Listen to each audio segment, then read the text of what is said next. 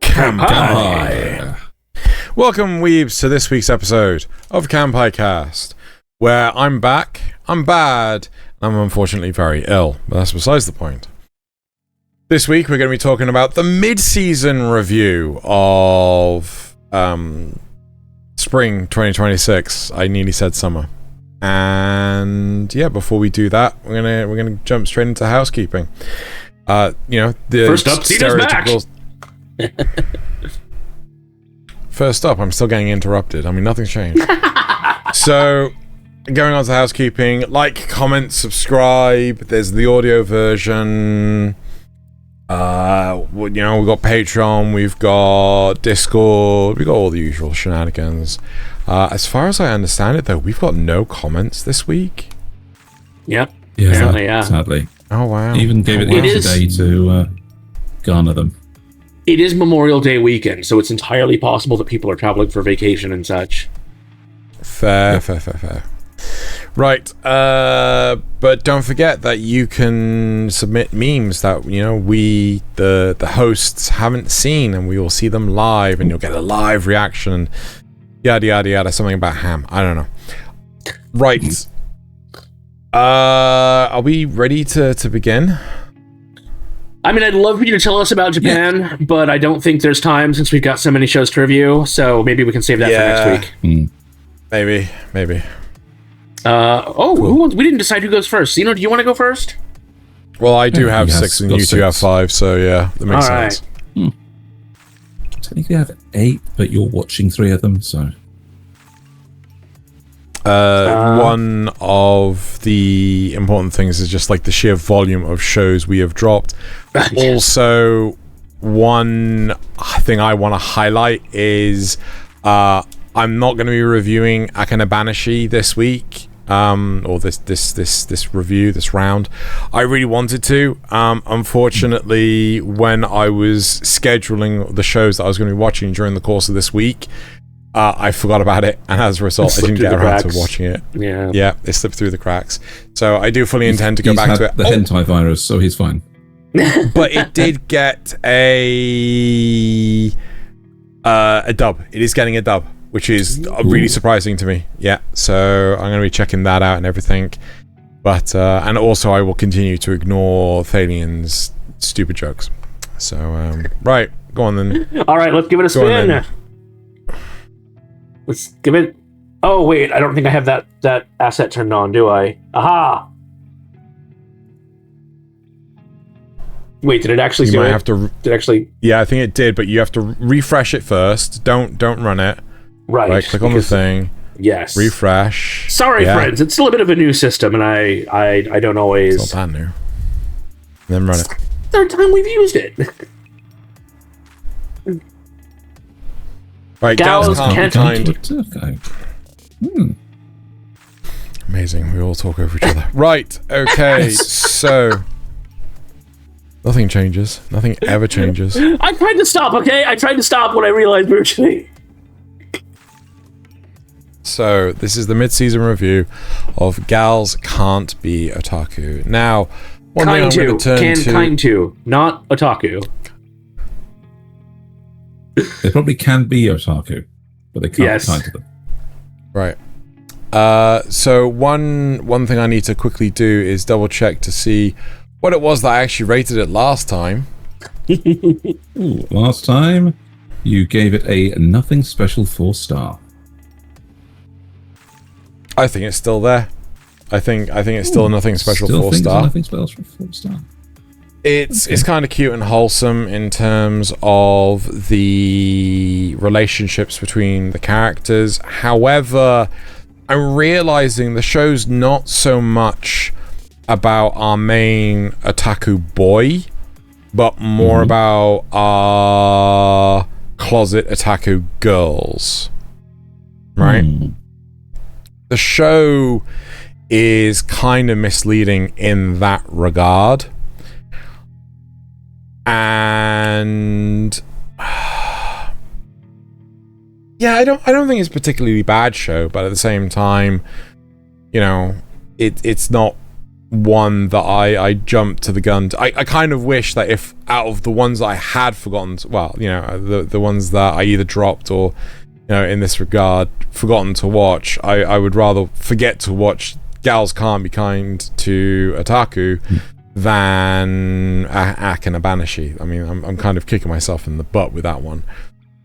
It's not the worst show in the world. It's very slice of lifey. I actually thought I rated it a bit higher than this, and I would have actually dropped it down a star.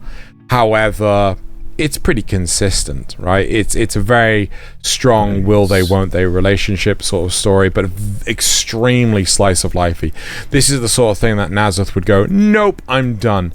But if you've watched shows like Alia Sometimes Hides Her Feelings in Russian and you enjoy that, I think you'll enjoy this, but you'll recognize that this doesn't have the same quality and caliber that Alia does.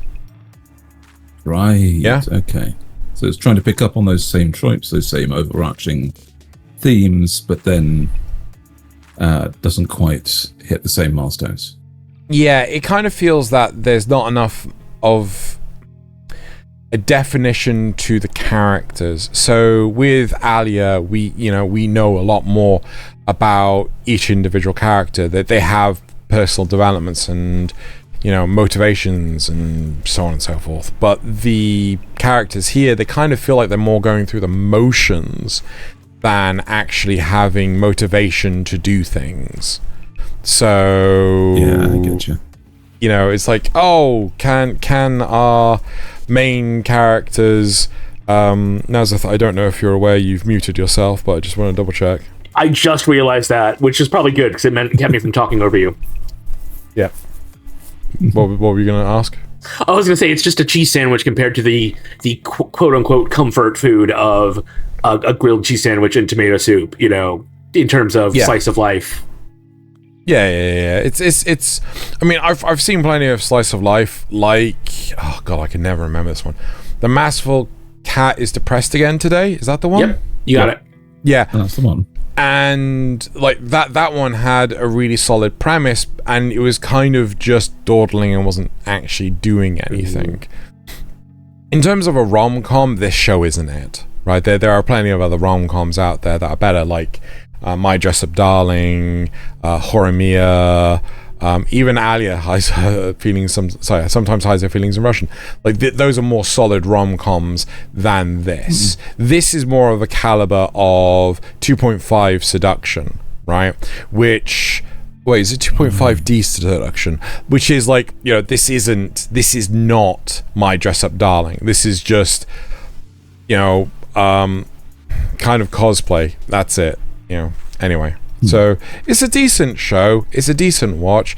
I've dropped more shows this season, and this isn't on the lists thus far. So yeah, that's all I really have to say with the show. Would you say it's the Big Bang Theory of otaku shows? I wouldn't. So for everyone else's benefit, though, I hate the Big Bang Theory as because they're fake nerdy. Nerds. Yeah, they're really fake nerds. The accommodations it's are just bollocks. I've heard it described. Well, the fact is, like, the science that they do is bollocks. The university lifestyle they have is bollocks. The whole thing is just like, this is not what academia is like in the slightest. Anyone that has been to academia can tell you that this is crap.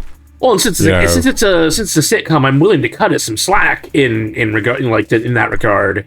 But it's also a lot of just random pop culture buzzword. Do they understand it? No, not really. Nope. They filmed it like it was Friends. Yeah. Anyway, that's neither here nor there. Right. That's Western garbage. So that was... Go on. Let's quickly move on, I was going to say. Yep. So that was Gals Can't Be Kind to Otaku. One day, my illness will become Thalien's illness, and he won't continue to interrupt me. Right, who's next? All right. I don't want to catch hentai virus. I get Daikenja Riddle no Jikan Gyakkou, or what's it? The Great Sage Riddle. I'm on the... Oh, there we go. Yes, Great Sage Riddle and the Hands of Time. So this was an Acquired Taste 2. And it's actually gone up a little. It's now an Acquired Taste 3. Okay. Now, this is the one that is still shorts, and the bulk of the episode is still feels like it's taken up by the intro and outro. But, oh, well, actually, that's not true. The intro is really fast, and the outro is a little long. So there is actually a decent bit of each show that is taken up by the story. The big problem is that I really wish this was a full-length show. I went ahead and watched episode 7 because it was out, along with episode 6. I watched 7 and 8 since they were out. The biggest problem is that since it's so short, you don't really get to learn about these characters. You can make assumptions because they are fitting archetypes that you might see in other anime, but I feel like they're much deeper in the source material than we're seeing here. I might be wrong about that, but that's how I feel. You also don't get as much time to appreciate the world that they're building here, because you really only get to see the bare basics of it. We know that the world was destroyed in the future by an organization of wizards who were using something called the Box of Malice.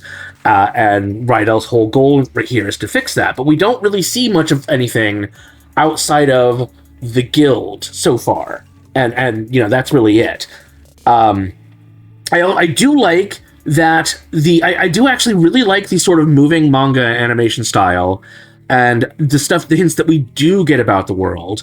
I also really like that they're not making other people around Rydell stupid in order to make him look smart, because I see that happen so often, even in things like A Returner's Magic Should Be Special, which I did enjoy, even though it wasn't the greatest thing. He had all this amazing future knowledge, and everyone else around him was like a dumb student, and even the people in charge didn't really get the fact that he was, we're picking up on hints that he knew more than he was letting on. But people in this are, and in fact, in the 7th and 8th episodes, he basically gives away that he's more powerful than he should be. In front of a spy who was specifically sent to keep an eye on him because they suspected he was more powerful than he's letting on. So, that's really cool.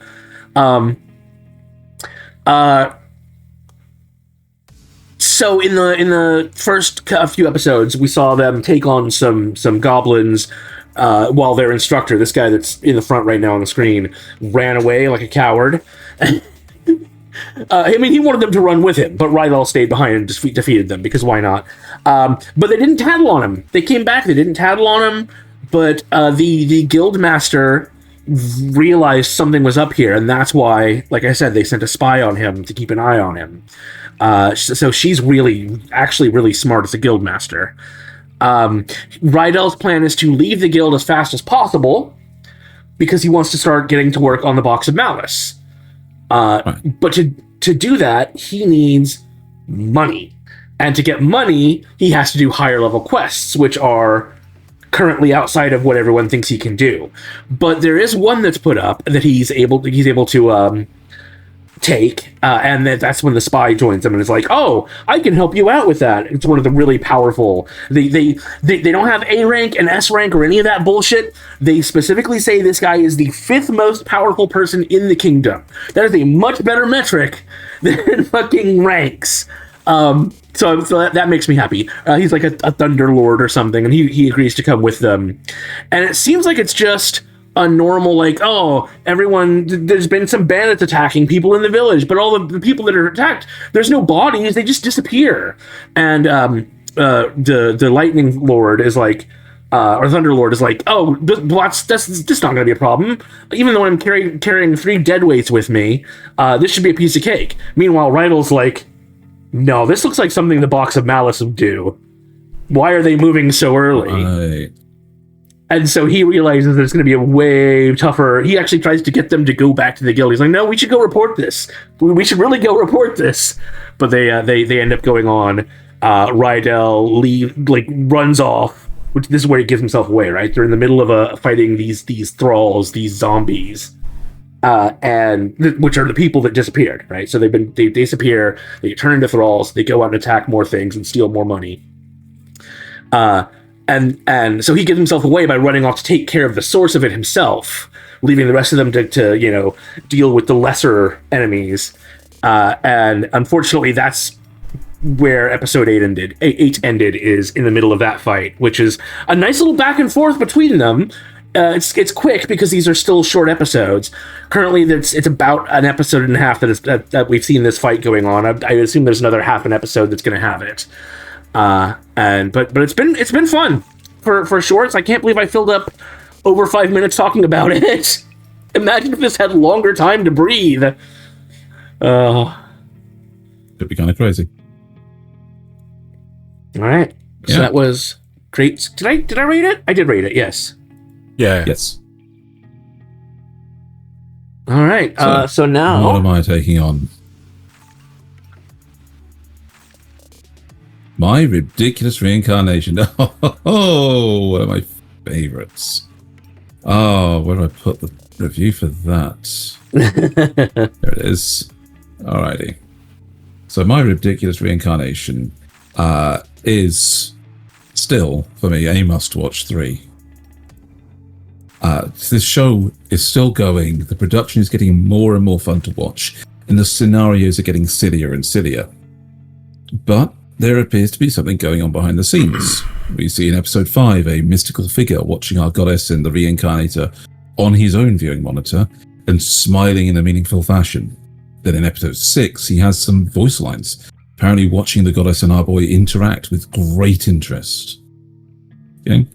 I mean, the joke is still the joke, but they keep telling it in fun ways, like putting on modifiers before he goes, or having the goddess herself show more and more signs of humanity. Our hero is comfortable enough and dumb enough to comment on her possibly gaining weight due to snacking on the things he brings back for her. And the moment he's reincarnated into a new life, she's running on a treadmill while he's gone.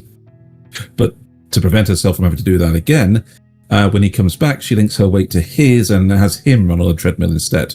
Oh my God. He does a report about his last life. Yep. That's only a goddess can do. The end credits often show scenes from the production of the episodes, like how one was filmed by literally applying filters and rotoscope to the cast members in costume. What? So they're literally, there's the cast members, the voice actors in costume against a green screen, and they've rotoscoped and filtered over them to make them look like they're the animation. And there's a scene where Mirror Darkly, Mirror Darkly. No. I was going to say the original Lord of the Rings movie.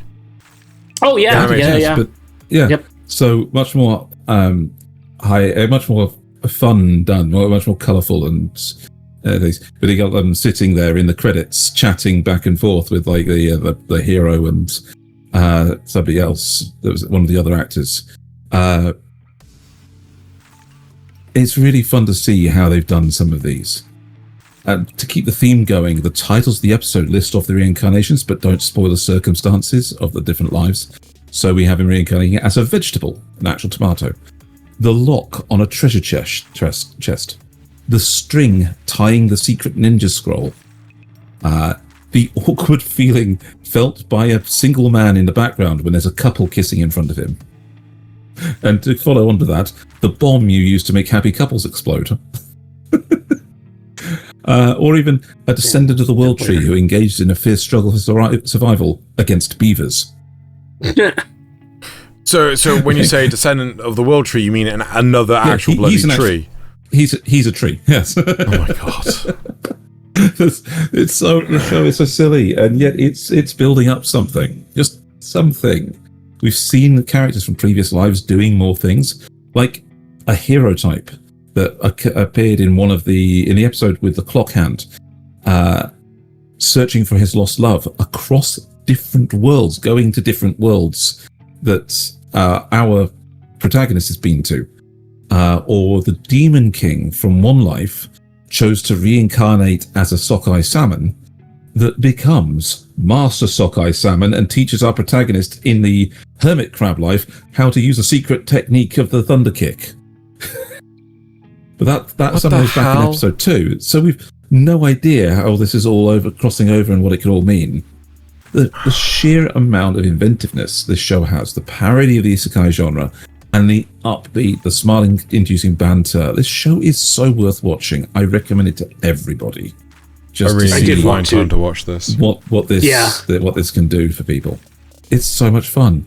Even just the fact in the goddess's room, they overlay the different animation techniques. So they use one of the Demon King's doors, which was done in stop-motion claymation. And they're using that for a table. But on that table are the cardboard cutout animation of the vegetables from his life as a vegetable. Or her back scratcher is one of the ribs from his original reincarnation as a rib. And using that animation style, and they're all just like in the same shot together. They've been composited in there as the different animation styles. So I gotta ask, amazing to watch it. How well does that composite? Because to me, putting all those different animation styles together screams a visual cacophony. I don't know what a visual cacophony is actually it's called. It's supposed to be, because the room that she lives in is bright and colourful, and her two helpers are like crayon drawings anyway. But so there's a visual dissonance anyway, and it's all supposed to be bright and cacophonous around, and it's getting more and more so as the time goes on. But the big thing, you barely notice unless you're actually looking for it. Right. Okay. So that's the important part. Like with an actual cacophony, it is painful to hear. Right. Yes. My question is is this painful to look at, or is it like so nice and subtle that I think it's subtly done in a sense. I think that if you didn't stop and look at the table and realize, oh no, that's not in traditional animation. That's still the claymation door. You wouldn't have noticed. Yeah, because they've managed to do it all brightly coloured and lit in a way that makes it seem to blend well. Cool. So yeah, really recommend it. I think it's earned its must-watch status. I need to find time to watch.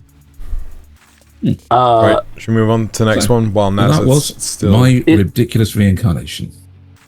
It looks like this studio is the same one that does Kuromi, which we've talked about before in the anime news, and also the Sekiro anime, the upcoming Sekiro anime. I don't recognize any of these other ones, but I'm sure other people would. Interesting. All right.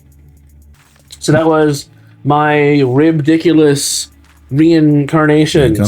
Stop. There we go. And now it is Xeno's turn. Xeno's turn. Oh, Demons good one. Do you want to save this for later, or do you want to go now? No, I'll do it now. Oh, dude, I got fucking bangers all around, haven't I? So that's true. That's true. So I'm pretty sure I cover Demons last time. I think you did. Oh, you did. Oh, no, okay. No, we both did. We both talked about it. Okay. What did I give it last time? If you recorded it, you did not. I'm pretty sure I gave it a must-watch. Yes, you gave it a must-watch 2, and I gave it an acquired taste 4 because I didn't know who wrote it. Yeah. So I'm giving this, I'm going to say a must-watch 3. Right. So this is actually gone up a bit for me. Now, I was more generous than either of you, but I get it. The caliber of the writing is really good. The pacing for me is a bit like, wait, was that the whole episode? Do we not? There's something about the pacing that it feels to me not a whole lot actually happens during the course of the episode. I don't know if it's because I'm getting sucked in so hard, or if they're holding on the pauses, or it's pretty much the last 3 episodes, so 5, 6, and 7, right? And there's obviously a lot more to the world building and everything. I'm really enjoying it, but I'm actually kind of surprised to like how little has tracked. And don't get me wrong, I wouldn't typically do this, how much is tracked compared to like the first few episodes of Full Metal Alchemist, right? Now, I think that a lot of people have been ragging on Demons of the Shadow Realm because they're expecting the exact same thing as FMA, which is like, to me, is a giant faux pas. Yes. But I think FMA Brotherhood is a good example of good pacing because a lot of the world stuff is kind of covered very quickly. Whereas with this, we're only really being introduced. I think the mystery of the world is the point. They want to keep you in suspense about what's really going on. Yeah, and to me, they're holding on to it a little too tightly, and it's just like, we've already had some of the inklings about how demons exist within the actual world, how they coexist. They're not just yokai, they're also gods, they're not just Shinto, but they're also Bushido. They're across the whole thing, right? The whole gamut of the world. But the fact is, we still don't really know a great deal about the first clan that Daida? Oh, that Yoru comes from. No, not Yoru. The Wanderer, the one that brings in resources from the outside. Yeah, no, but that's the same clan as Yoru. Is it? They're the same. They're part of the same clan. He's an outside servant of it. Right. Okay. Then yes, I am talking about that. The way. Yeah. So the Daras are. You're right. It's what was it? It was I can't remember the full name, but there is a full name, and they're specifically like Daemon, not tamers, handlers. Right. But they work for the clan that lives on the mountain. Yeah. Yes. But yeah, my whole point is that it just feels that there's hell of a lot of mystery around that first clan that we still haven't even touched upon, and we're only just starting to do that now at episode 7, and it's just like, I kind of feel like, should we have not touched a bit more about this earlier? I'm still loving the show. It is a full 2-core series, which gives me high hopes that this is just taking its time that it thinks it needs to be a good show. The animation quality is fantastic. I love that all the demons are incredible. Come in pairs. Like, again, you see that sort of, instead of equivalent exchange, now it's all pairs and opposites. Yes. And I also like the fact that they end up touching upon some of the mystery of Asa's eye. I'm not going to go into full detail. I'm not going to go into any spoilers or anything like that. But I like the fact that they are like, we know that the audience is going to be questioning these things, and we're actually going to do some decent narrative storytelling, and I really enjoy that. So I think it is a fantastic show. Much like, what the fuck was the point with this review? I feel like the pacing was is a bit of its shortcoming, but I think I think a lot of that comes down to they're trying to like balance comedy and the drama of the situation. Because the first 2 episodes were really intense, especially episode 1. Yeah. Yes. And then they suddenly slowed down and went into really lighthearted territory with a lot of joking and character development. And then they started to pick back up the action and the drama again. So I think that might be part of it. The 2 things I really like about this are the fact the audience knows some things the characters don't. Like how the people that come to attack them for the two episodes of 5 and 6, the audience knows that they're only after Asa. They can kill Yoru. Yeah. And they only need Asa's head, technically. Yes, as the sun side of the twins. And there's all the other part that I just had to mention is how both twins are absolute idiots when they start talking to each other. Yes. Yeah. That is the comedy, They're so very twin-like. They're on the same wavelength, but they both don't know fucking anything. Yeah. Yeah. Can I hug you? Never. Right. Should we move on? Yeah. And also, why was Asa sealed away behind? Like, there are so many mysteries in there that we still don't know. Yes. All right. So that was Daemons of the Shadow Realm. We are all three watching it. Demons. Demons. Domon, what's his name from Gundam? Demon. Of the Shadow Realm. Demon Kashu. All three of us are watching it now, and it's great. Yes, it is. It is my turn next. Hokuto no Ken, Fist of the North Star. This one was surprising. I did not expect that we would be, by episode 4, 5, that we would be done with what you see in the original OVA, with the fight with King, and that's it. They move on from there. So this was a must-watch 4, and it is still a must-watch 4. I would love to give it a 5-star, but I understand that this kind of dumb, fun 80s action is not going to be for everyone. I also understand that the CGI is not going to be for everyone. I've seen some people complaining about it online. They're like, oh, this is just Berserk 2016 all over again, but it's really not. It's really, really not. Animations, unlike making the character just kind of exactly. Yeah.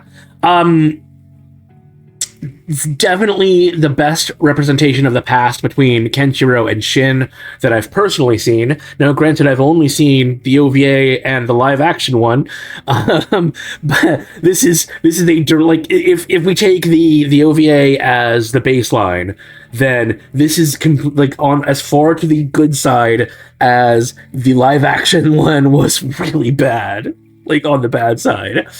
Kenshiro is a perfect example of why you don't just leave your opponent to die because you don't think they'll survive.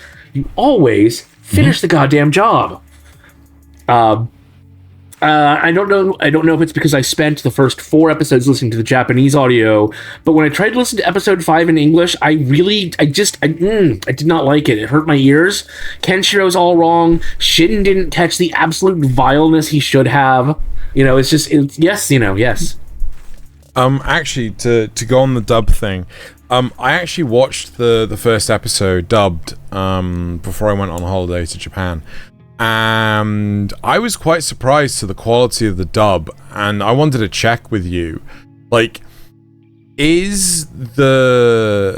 to me, I would describe the dub as quite rough. It's like, this is what I would expect to hear from the 90s anime dubs, right? Kinda, yeah. Everything's a little flat and not just doesn't have the energy to it. Yeah. Does the Japanese of this incarnation of Fist of the North Star carry the same quality of dub that you would expect from the 90s, or is it no, this is today's quality of performance of Japanese performance? Yes. Ooh, that's different. I think it would actually fit in more with it's definitely clear modern quality, but they're trying to capture that same classic feeling of Fist of the North Star, where, like I said, King is very vile, and Ken is over the top, super serious voice sort of thing, Yeah. But I just felt like it was flat in the English one. Yeah. But I really thought I was gonna hate the comic relief kid, but he's growing on me. Like mold. Yeah. Oh yeah, so I had more commentary about one long ass minute. Kinda. I had more to say about Shin. That's why he's bad. He's a bad guy who likes the apocalyptic world. He's too fucking stupid and short-sighted to be good. Killing Yuria doesn't cut Kenshiro's obsession by half. It ensures that instead of just humiliating you and letting you live, he's definitely gonna fucking kill you now. Fucking moron. But I think Kenshiro, I think in a weird way, Shin actually wanted to do that because of how he let Yuria die. So I think he had some guilt inside of him. Obviously, he wasn't going to let Kenshiro just kill him, but I think he kind of deep down wanted him to. And this sure is one long. Yes, he gave King 1 minute to live, and we get a huge ass flashback about how Yuria died. Oh. And I'm just like, dude. But Kenshiro's doing it right. You can't just blame him if Shin comes back because he buried the fucker. Like he put him underground. And then after that, we're one step closer to the future world that Kenshiro and the old man wanted. I was really curious about where we'd go from here, and the answer is Rin shows back up, who's the little girl from the first few episodes that Ken helped. Yep. And because she's been following after him. You know, she wants to be like him. She wants to, all that good stuff. And instead, she's been captured by some people who live in a place called Golan, which is a Hebrew city name for like God's land. And the people that live there are trying to create the perfect human race by getting rid of all the genetically inferior people. And they dress like certain Eastern Europe, certain European people from the 1930s and 1940s. I just feel like it's really hilarious. They've got people like that living in a place with a Jewish city name. But no, it ends on a really great cliffhanger, and it's fucking just amazing. Ken's gonna wipe them all out. I just know he is. Oh. All right. I should catch up with that myself. I love that we're going into places that I don't know anything about now. So it's good. It's really good. All right, Thaylien. That was Fist of the North Star. What have you got for me? And this is the strongest job is apparently not a hero, but a Appraiser. Provisional. Provisional, yes. So, last time I gave this a Nothing Special 3, it's gone down to a Nothing Special 2. Oh. Yeah.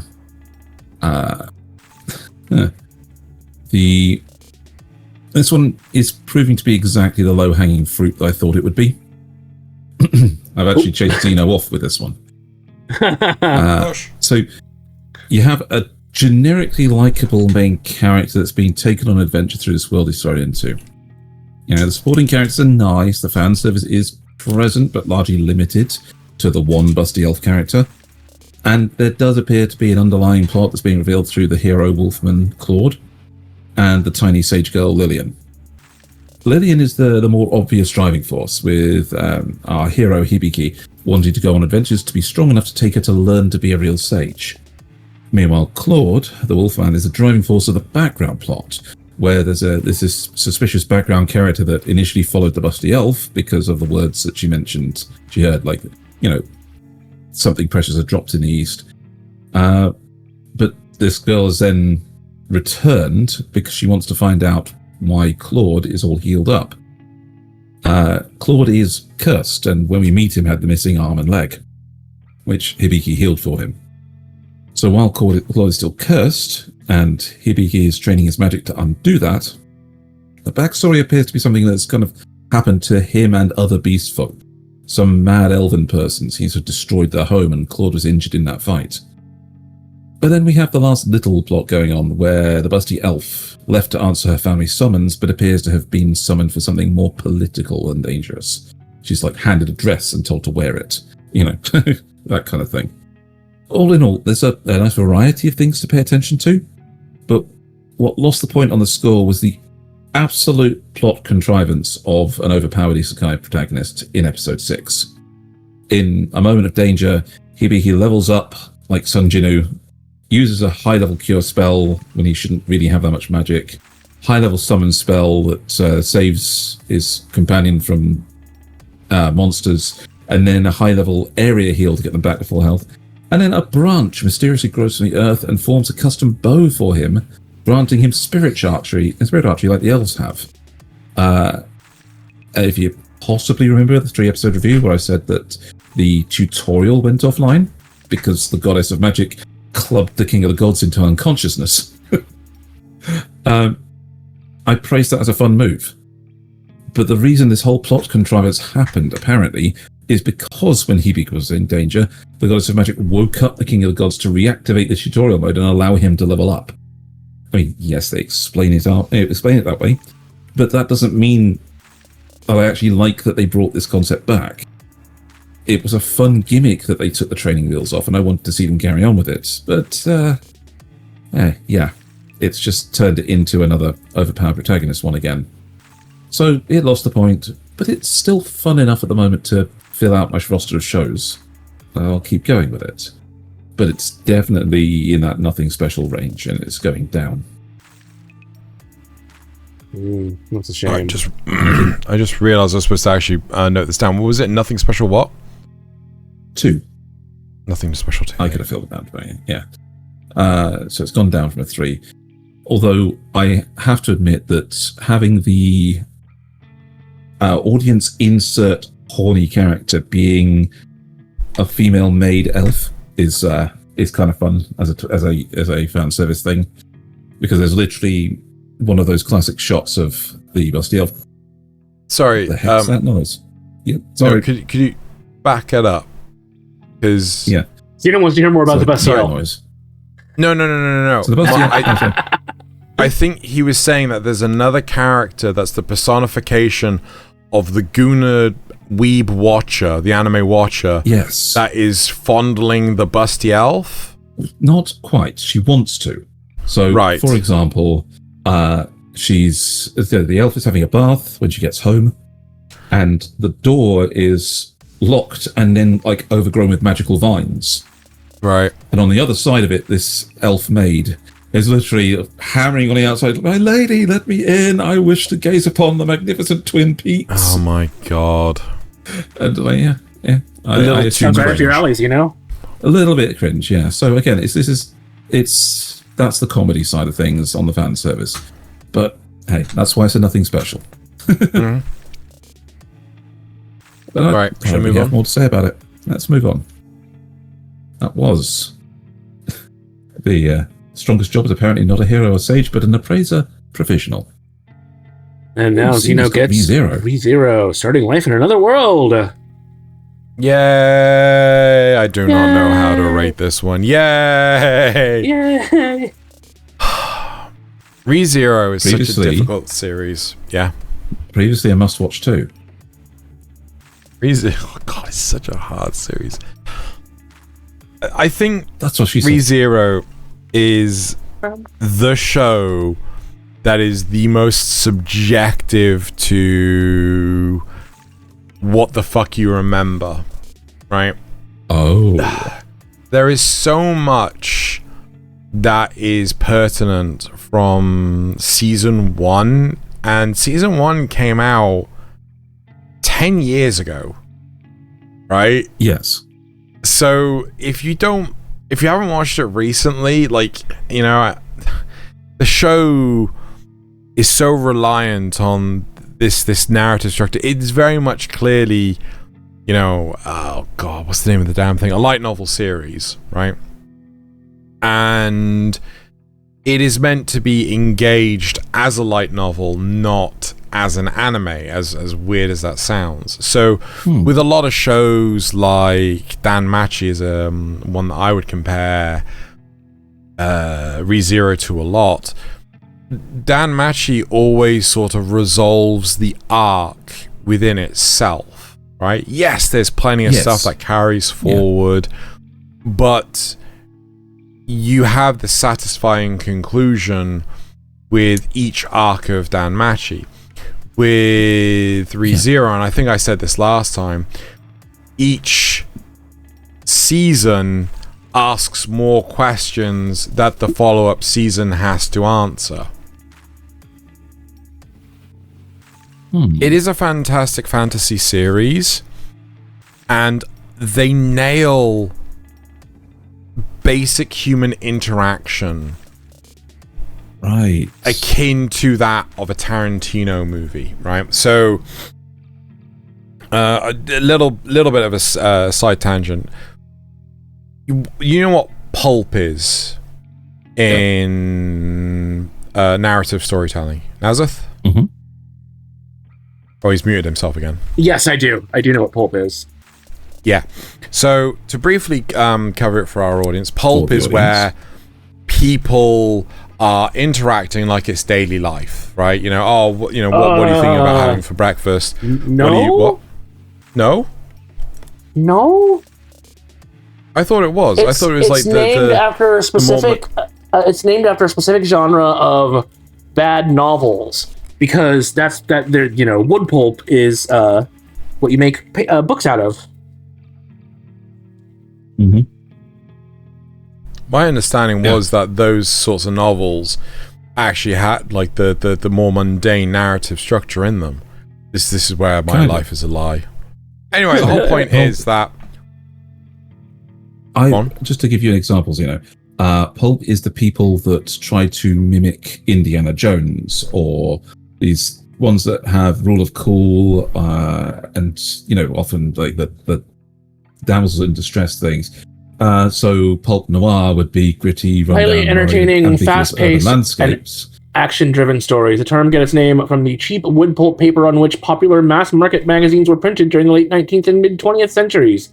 There you go. Okay, I'm backing this up entirely because I've been lied to. Never trust an engineer when it comes to a movie. Anyway, the whole point is that with Tarantino stuff, he loves to put in this narrative storytelling that is characters just living their lives. What are they having for breakfast? How are they getting from point A to point B? He does like the what are they talking things about? as like a counterpoint to the crazy shit that happens.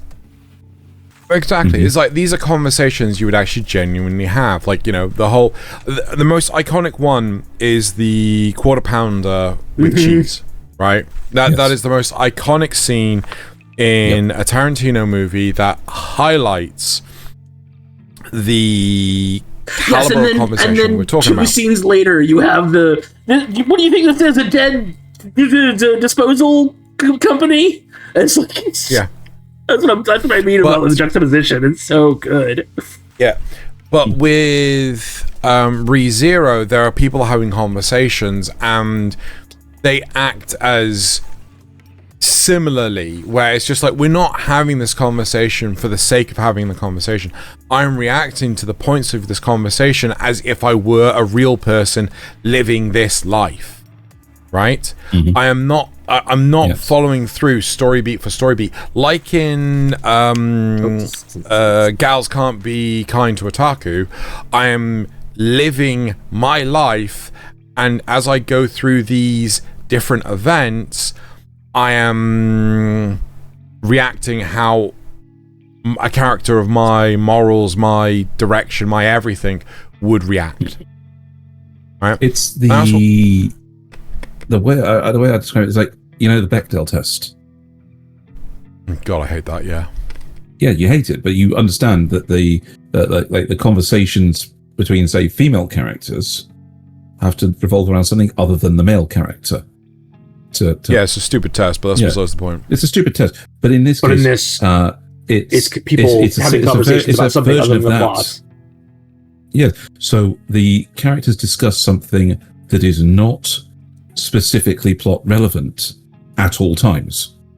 Yeah. So how many conversations can they have that seem like actual conversations they would have between the people, rather than conversations they would have about something that's happening in the plot? Yeah.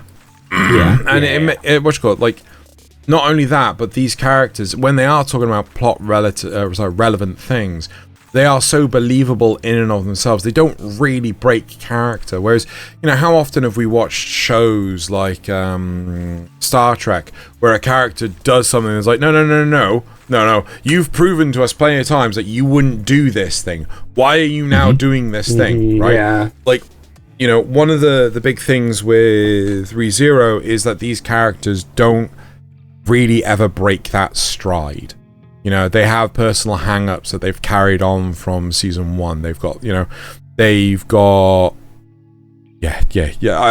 it treats its characters the same way that Mushoku Tensei treats its characters, where they feel like actual people because they take the time to have them talk about other things than just, what have you, Yeah.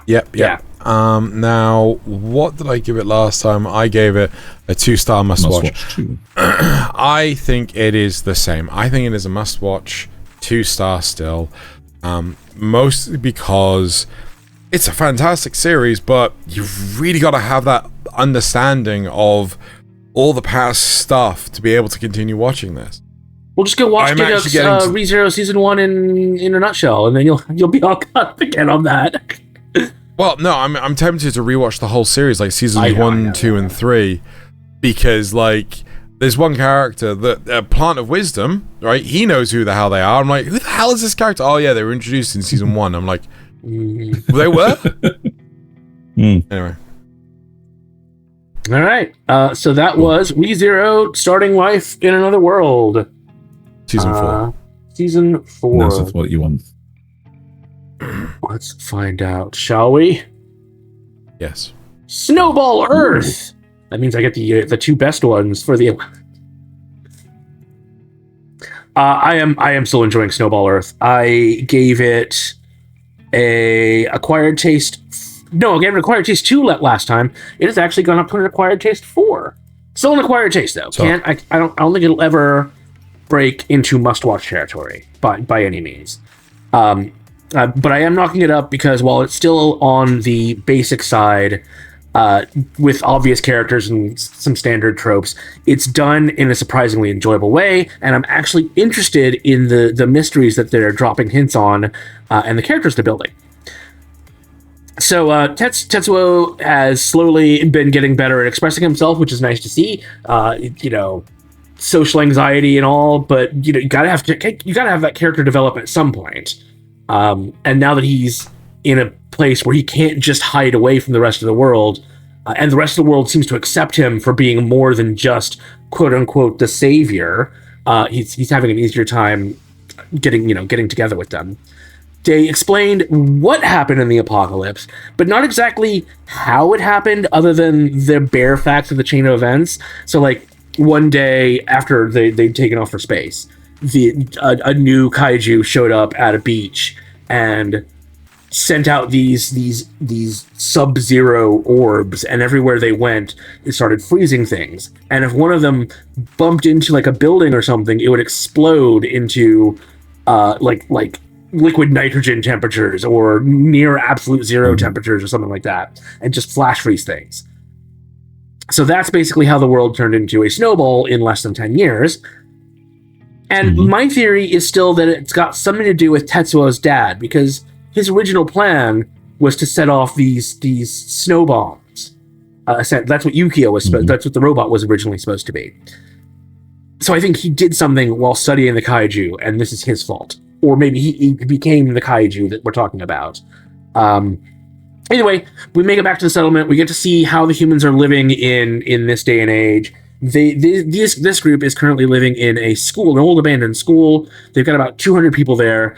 Everyone has to fill a role, but it doesn't feel authoritarian, at least not yet.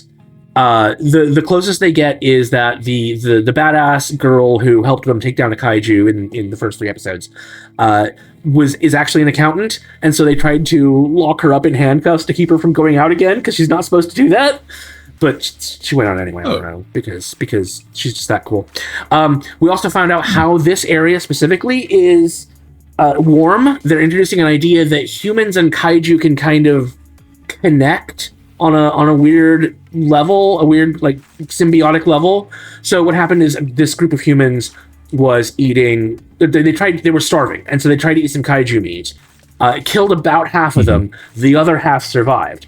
And the badass girl, she was like, she survived, but only barely. She was like really, really, really sick. And in the middle of an encounter with another kaiju while they were on their way to try and find shelter, this is like, in the past, it's like 5 or 6 years ago or whatever. Her hair suddenly turns white, which we've talked about before in other Kanpai Cast, because she's like dying, but she's also gaining a more spiritual power. and she connects with one of the kaiju, and it releases the kaiju's like inner power, which is fire, and so now she can also control fire. But in doing so, it gave the kaiju actual intelligence as well, so they work together. It agreed to keep their home warm, everything by living underground. But in return, they have to read it books and bring it archaeological evidence of past Earth stuff so that it can learn more about humans. It's really curious about humans now. It thought they were all like shitty monsters who would just leave each other behind and not really care about each other. And so this, their behavior surprises it. They also introduce the old Earth Kaiju Defense Force, which is I can't remember the actual name, but it's ERDE. They are still around. Most of them are dead, but the ones who have survived are also people who have white. They've also got people who have white hair and can control kaijus. So it's not a trait exclusive to our girl character, and I'm almost positive that at some point Yukio is also going to eat kaiju meat and connect with one of these kaiju. So it'll be him, a kaiju, and his robot. But the Vyard, which is the people that serve like the old Erd group, are clearly evil. They want to keep humanity. They want to be. Whereas Yukio was a reluctant savior, they want to be the savior. They are the authoritarians. They want to control the rest of humanity, and they want to use their kaiju to do it. So, there's a lot more stuff in here, but I'm already 5.5 minutes in. It's been a lot of fun. I really like the combat and the fact that Yukio is not always just like a super amazing, powerful robot, kill everything. They actually like blew off half of his body or like one of his arms and everything, and so he like had to retreat. It's really interesting what they're doing. Yeah. And I like how the general character is really unhinged. They did a really good job capturing how unhinged he is. Yep. You need a properly unhinged character as a bad guy leader, at least one of the leaders. He's a bad guy leader, but yeah. All right. So that was Snowball Earth. Oh, I get reborn as a vending machine. This silly show. This silly show. So it's actually gone up again. Last time I gave it an acquired taste 3. This time I'm giving it an acquired taste 5. Wow. So the continuation of this silly little series is far more fun than it should be. So after they escaped from the Demon Lord supporters on the island in the Dog Mountain Strata, the villains stirred up the Strata's boss, the Dog Mountain, causing the heroes to evacuate rather than take it on half-cocked. They evacuate the strata to save the people, and so basically it's a no-win situation for either side. And they all settled everybody back in at their home base, back on the original place that he arrived at, our vending machine arrived at, and they take an episode to recover, giving us a light-hearted look into some of the side characters. But the goal is still to root out the Demon Lord's minions and find a way to save their old friends, the Menagerie of Fools, from their servitude to the bad guys. Their next step is exploring the everlasting Dark Strata, a place where there's only darkness and 3 suspended rock pathways into the darkness. That's the only thing that exists there. No monster attacks, nothing. Kind of. So apparently one adventure took the right-hand path once and successfully travelled for a year before hitting a dead end and having to journey back. So they only know they know that this is going to be an extended trip. In light of that, a battle at their home base allows our vending machine enough points to level up again, which means that for the next few episodes, we're going to see even more shenanigans. And that's including the stuff that they were already doing. Because I will never fault this show for being inventive. The level 2 upgrade that he got was to use like more form changes, including vending machines that vend services instead of goods, which is how he got the coin-operated binoculars and the compressed air vet machine transformations. But it also gave him the optional add-ons function, which is how he can generate like the concrete blocks for a firm standing. And in episode 6, they needed some extra ranged options. So he has Lamis turn him upside down, generates the concrete blocks on his feet, and she literally picks them up and throws them at the enemy with her super strength. It's so simple, but it's brilliant. The excitement of leveling up in episode 6 even suggested that he could now use any vending machines that were ever invented, even if they weren't rolled out for public use. And he excitedly thought, does that mean I can use that one from America or even that one from the UK? And it prompted me to look up some of the strangest vending machines from around the world. Like there was one in the UAE that dispensed literal gold bars. America brought us ones that dispensed champagne, caviar, burgers, pizza, burritos, and even one that dispenses pharmacy medication. There's one from coastal China that dispensed live crabs, and one from London Dungeons, the London Dungeon, as in the attraction in London, 2023 Halloween show that dispensed holy water. I've seen one that dispensed Lego sets, which I can imagine being fun for the orphan kids in their town, and even one in Singapore that dispensed mashed potato. When all said and done, there's seriously some real room for bizarre and inventive vending machines. In episode 6, when they go out to this place with the long pathways, he literally creates a vending machine that vends 2-seater cars. And since he can change into a petrol pump, he'll never run out of fuel either. So he can literally drive a car pulling their wagon to make the journey go faster in the everlasting dark strata. So a year's journey takes them 2.5 weeks.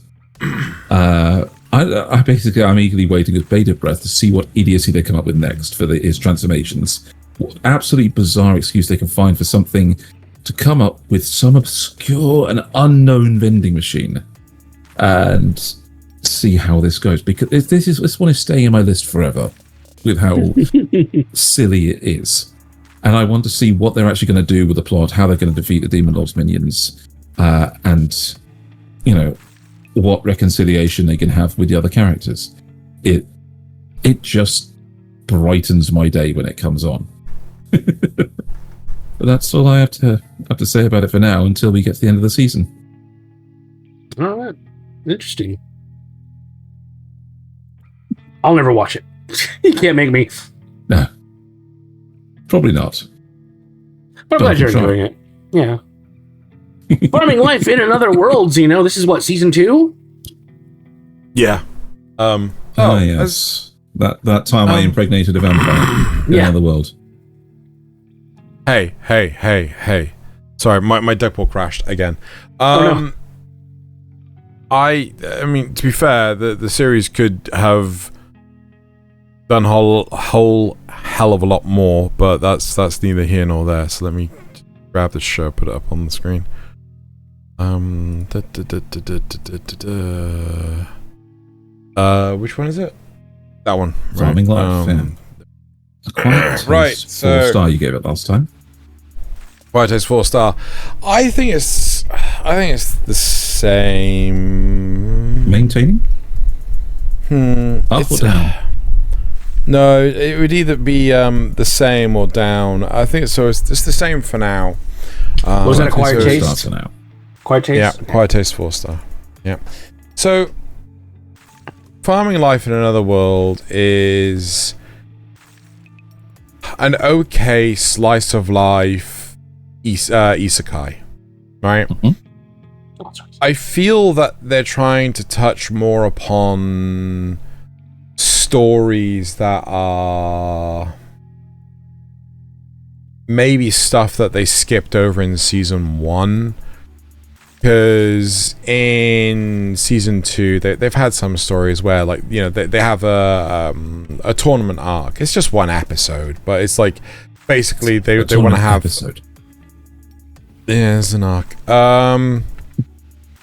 Doesn't matter how many episodes it's over.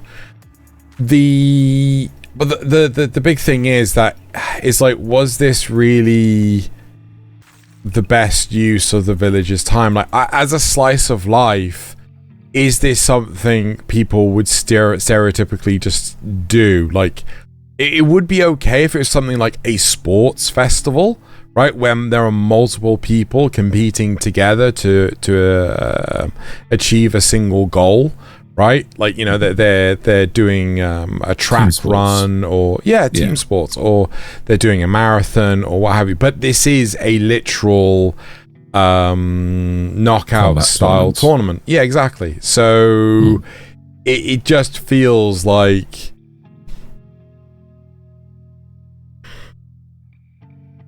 yeah, this wasn't the best use of their time. It got a flower. The relationships between the characters is strong and tested. The world building hasn't really expanded beyond that of the earlier episodes. I mean, if you like slice of life stuff, I think you'll enjoy this a lot. Everyone has a solid motivation, so at no point in time does it feel like, oh, well, we're just having characters go through the motions. Again, a la Gals Can't Be Kind to Otaku. Yeah. But at the same time, if you're after some kind of development, I don't think you're going to find it. In the latest episode, our main protagonist, who has been isekai'd from Japan, discovers from word of mouth of the dungeon explorers, which I try and remember. One of them is the show of a team of them, don't they? Yeah, there's a bunch of them, sort of thing. But they come back and they're talking about, like, oh yeah, there's, you know, hot water to the north and things like this, and, you know, there's springs, and he gets excited at the idea of actually making a natural onsen. And he's like, but we have water. We've got like an aqueduct. We've got like a proper water system. We have our own baths. He's like, no. This is special. This is super special. Like water. It's gonna have minerals, and, you know, and so he gets like super excited for this. And that's basically kind of like the highlight of the series. It's like he gets excited over bringing Japan to this other world, and though I think there is nothing necessarily wrong with it, because I'd rather a slice of life than, I'm sorry to say this, Thaylien, a vending machine that turns into a car so that they could go exploring random crap. Oh, it doesn't turn into a car. He vends a vending machine that vends a car so they could go exploring random crap. I much prefer this style of isekai where it is very slice of lifey, but this is not going to be for everyone. A vast majority of people are just going to turn around and go like, yawn, I'm done with this, let's move on to the next thing. And in all honesty, I think that's where I kind of want to leave the review. It feels like, if you enjoy this... Sorry, go ahead. No, continue. All I was going to say was, like, if this isn't your sort of show, if you're not a big fan of isekais, if you're not a big fan of slice of life, this is definitely nowhere near your alley. It sounds a little bit more like a slow life than just a slice of life. What's the difference? It would be if there wasn't so much progression. Slow life is concentrating on the day-to-day when the character would usually be more excitable. But no, there is action in this. Again, he said there's a tournament episode. Many of the characters are combat type characters that stay here. I think a good example of a slow life would be Pharmacy in Another World. Oh god, no! This is so much. No. This okay. All right. So much better than fucking Pharmacy. Would you recommend this over Gals Can't Be Kind to Otaku, since that was your other slice of life? That's difficult to say. I kind of want to say yes because of season 1. Fair enough. As I said, all the characters in this feel like they have their own motivations, their own modus operandi, right? But with Gals Can't Be Kind to Otaku, it just feels like, okay, now we have milestone 1, 2, 3, 4. Like they just feels like they're being puppeted and going through the motions. Fair enough. All right. So that was Farming Life in Another World, Season 2. Yep. Mm-hmm. What do you got for us? Oh, wait. Why did I roll Thaylien? Oh, no. I know. At least now I know which one I'm getting next, then. I'll cue that one up. Rooster Fighter, or Niwatani Fighter. Niwatori Fighter. So this was a must-watch 1. It's gone up to a must-watch 2. I don't expect it to go any higher than this, though. I never thought I'd have such a roller coaster of emotion watching a rooster scream at things. So when we left at the 3-season review, there was a cliffhanger where Pio, the little chick. Yes, is that right? Yeah. 3 episode. Yeah. Where we left at the 3 episodes. Yes. Pio had been the little chick had been kidnapped by a cat that was running away from them back to the city, and they were chasing after him. Pio manages to get away from it and like hide in a pipe. And the other two come to confront the cat, and it turns out that she is just trying to find food for her kids. She's a domestic cat. She's got a collar on and everything, but her owner isn't feeding her. And so once they get over this this confusion, it turns out that Elizabeth, the girl chicken, actually has some I think it's rice or birdseed on her. It's something that you can share with them. And they, oh no, sorry, she lays an egg. It's almost time for her to lay an egg, and so she's like, oh, well, I can just force this out a little early. And so she gives them an unfertilized egg to eat. It's so dumb. Yeah. It's so stupid. But of course, the people, the reason her owner isn't feeding them is because all the people in this town have been mind controlled by a demon. Except for the kids. The kids are the only ones that haven't been. And they're all like digging in random spots in the village. So we get a little bit of an arc here. It's actually this character. How did I get this in my photos? But this is episode 4. Is it from the opening? It could be. It could be featured in the opening. Yeah, but it is actually this demon. That's interesting that showed up now. It's a kid's dad who was like they telegraph this actually really well, which is nice to say. They essentially his father, this kid's father, was always trying to do get rich quick schemes rather than actually buckling down, getting a job, and giving his kid a normal life. And he eventually finds out that there's a treasure somewhere on the island that he's on, and he spends a whole fucking year digging for it and finds nothing. And of course, this makes the demon erupt and start controlling the people to go find the treasure for him.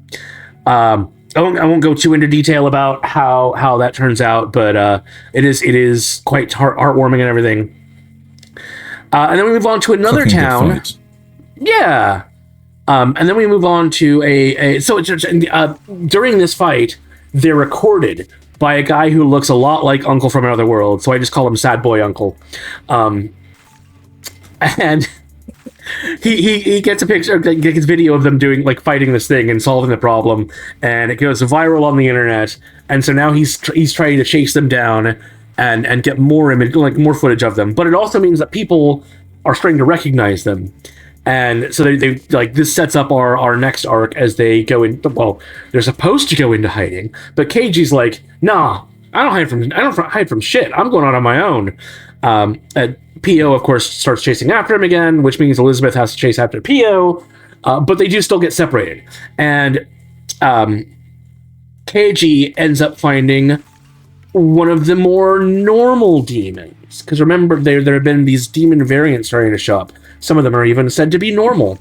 And this one is normal. I'm starting to get the hang of the rules of the demon creation, because the reason this one is normal is because this human got a cancer diagnosis and didn't want to die, and was like, I'm 47 years old. I think it was 47. I've done nothing with my life. I don't want to die yet. And that desire to live spawned a demon. And the demon was like, don't worry. If you die, I'll live on for you. And then it turns out that so it's not actually a bad demon. It doesn't want to hurt anyone. Doesn't want to kill anyone. Just wants to live. And then it turns out that the guy's diagnosis was actually wrong. So the demon thinks it has no real purpose, goes to live off on its own in the middle of nowhere because the people in the town bully him.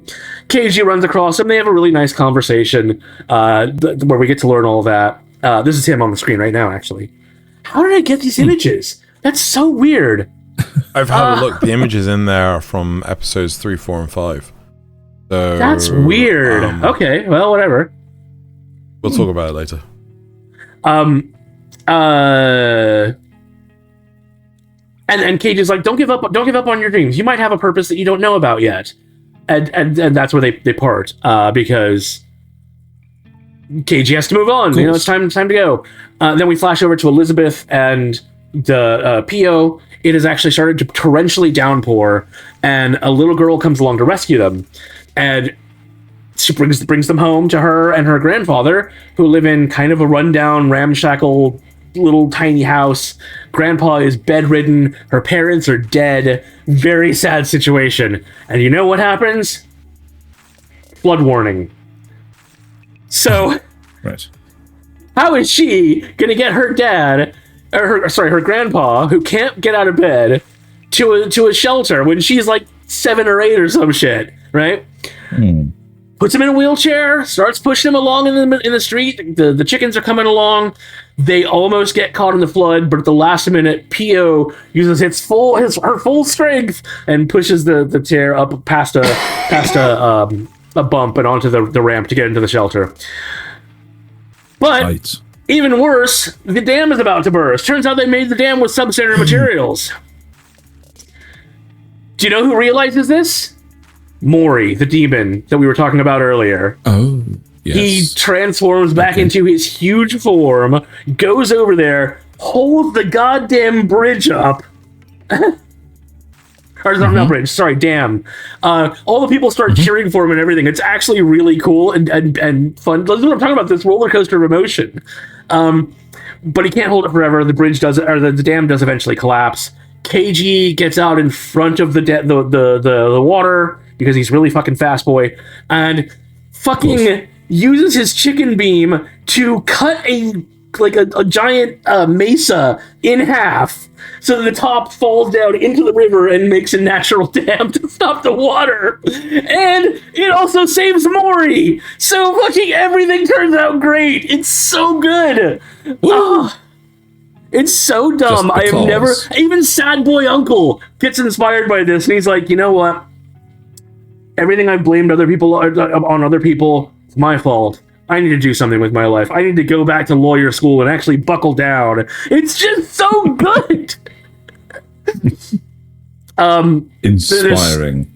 There's also a whole thing about the Lord of the Rut, which was hilarious. Basically, the only reason KG fought the demon in the first in episode 4 was because he was hit by the mating instinct, and he really wanted to have sex with Elizabeth. And she was like, "Okay, but only if you help me take down this demon, right?" And then they take down the demon, and he's like, "My reward, right?" And she just kicks him in the face and is like, "Ah, if." It's so fucking old. It's so stupid. I love it. He's just like, the power of bonus compels you.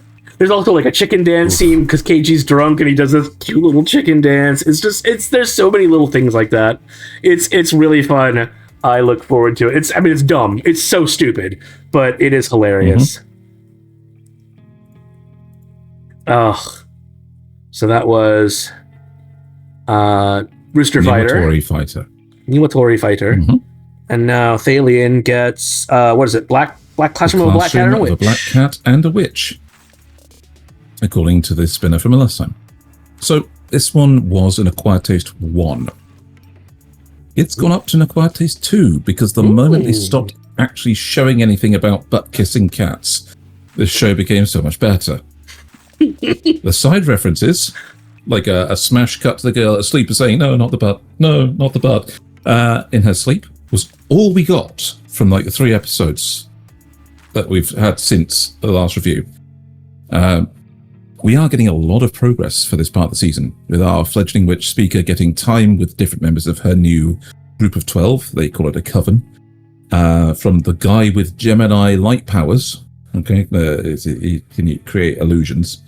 That's actually a pair of fraternal twins in the same body. who pulls a Ranma the moment that they're touched. So if a guy touches her, she becomes a guy, and a girl touches him, he becomes a girl. Odd, but they're two different people and just they occupy the same space. Then there's the Scorpio girl who appears to have issues with people fearing her because she uses poison magic. And even spending some time with her frenemy Arya, who uses the water magic, trying to gain some tips on making her magic more flexible. And the whole class is also learning some important lessons, like how to combine magic with another person for optimal effect. So water can create space so that somebody else can use ice magic, and so on and so forth. And they even find they even pick a leader for the class to see them through more big events. Episode 6 has left us on a bit of a cliffhanger, as the midterm exam for their school has come around, and each class, or coven, must take a run at a dungeon. And this is a gigantic nest built by griffins, with their hoarded gold at its centre. But because griffins are sociable, there are other monsters in the construct too, living in this giant nest with them. So we get to see some of the different members of the coven take on different monsters, like the strong, energetic Leo girl using some form of beast magic to gain gorilla strength and throw griffins around. The first two to reach the middle of it are Speaker and the Scorpio girl, and it's set up to have them face off against a giant two-headed griffin in episode 7, possibly using combination magic, possibly giving Speaker a genuine new friend. We don't know. It's just a setup for that. So it's going up in my view because we're spending less time on the gross and more time on the good. It's still not the greatest show yet, but it could get way more fun in the rest of the season. I mean, cat kissing isn't entirely gone, because it's a bit of a driving force for some of the silliness in the episodes. Like, the professor tries to meet up with Speaker one day to talk about things for class, but she slept in, so he finds himself caught by somebody making potions and needing cat claws as an ingredient. When he tries to escape, he knocks over a bottle of aphrodisiac on himself, and for some reason this makes 4 different students he runs into really, really, really like cats. But luckily that one's kind of quickly solved, and this finds the one responsible student in the class that they can make the class leader. It's the underlying premise of the show is still silly, but it's more now just a fantasy magic school kind of thing, where you've got unique characters and you've got unique situations to put them in, a good bit of action, a good bit of interacting with people who aren't like you to try and make friends, it's a nice little touch. So it's going up, and as long as they can clear away the underlying grossness of the situation, I'll be much, much happier. I am a little bit impressed because some of the things that happen are to do with the villains knowing that Speaker has this special rebirth magic that allows her to heal their teacher's curse temporarily and heal herself really fast. And so some of the side adventures are clearing out monsters that have somehow infested their forest, that were sent as scouts to try and find this girl, and abduct her. But, all in all, it could be a lot better, but it could be a lot worse, and it's getting better. So, I mean, that's I think the main reason why I haven't picked this up is mostly because of the your main that was your main complaint. Nasuth, you've muted yourself again. I don't even know why the butt stuff happened in the first place. I can't remember. Because that's the best way to transfer mana. Yeah. Oh, right. Okay. And it would be the same if it was a person. It just happens to be a cat. Sorry, Zena. Well, no, I mean, it's for those who don't know, there was this big... So, Fate Stay Night is a visual novel, right? Mm-hmm. And there's a huge joke of just jam it in, right? Which came from 4chan and things like that. Mm-hmm. And the whole point is Shiro, it is Shiro, the main male protagonist. Yeah, he needs to be able to transfer mana back to Saber because, you know, it's got part of the thing. Well, the deal. Yeah, it's, you know, she's contracted to him, but he's not very proficient in mana utilization, so they need to touch directly in order to just like, and it became this huge running joke and things like this. I feel like someone heard that meme and decided, hey, do you know what's funny? Let's make this about kissing butts. And you know, they decided, hey, let's roll with this, and I just, oh god. Yeah. So even if it was a human, they'd have to kiss butt too? Yeah. Yep. At least it's not just cats.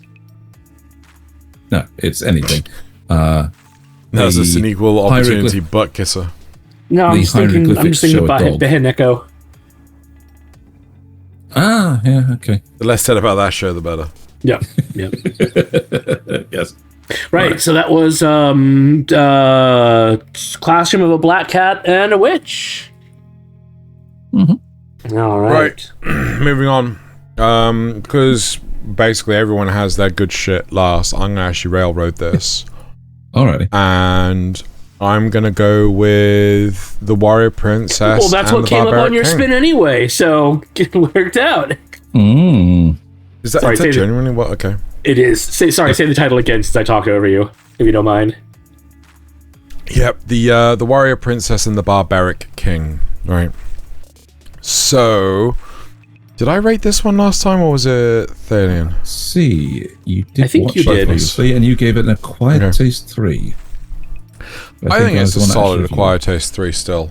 Right. So, I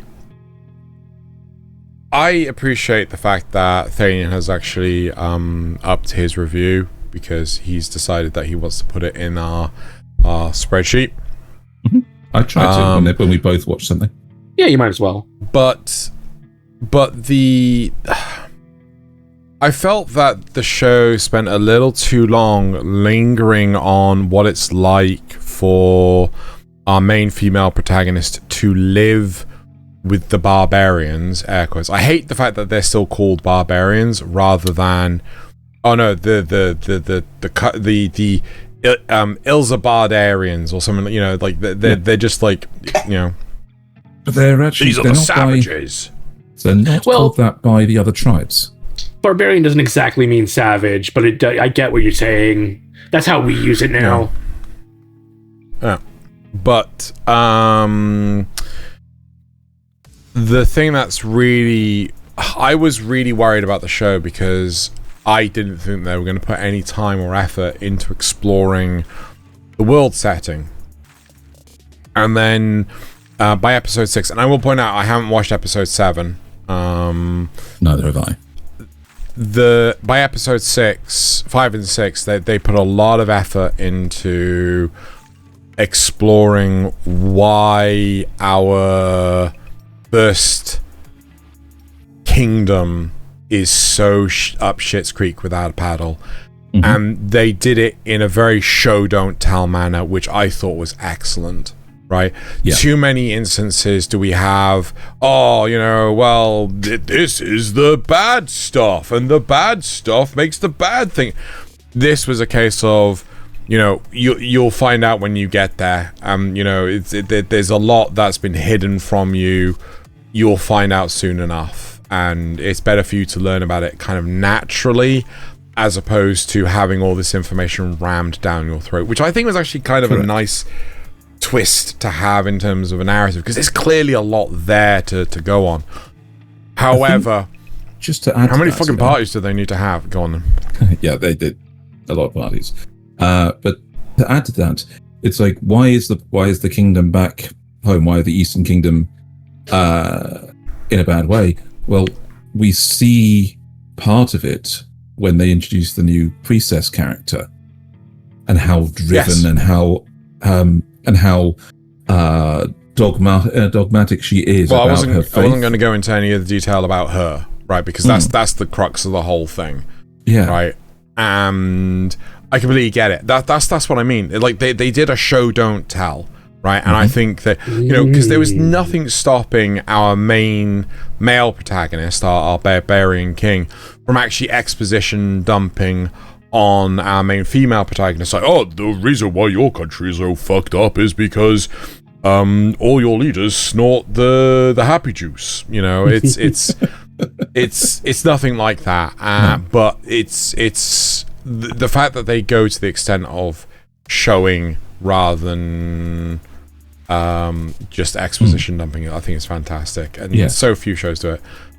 I think, weirdly enough, as a show that looks so rough around the edges, the animation is actually really clean. Yeah, that surprised me. The action as well. Yeah.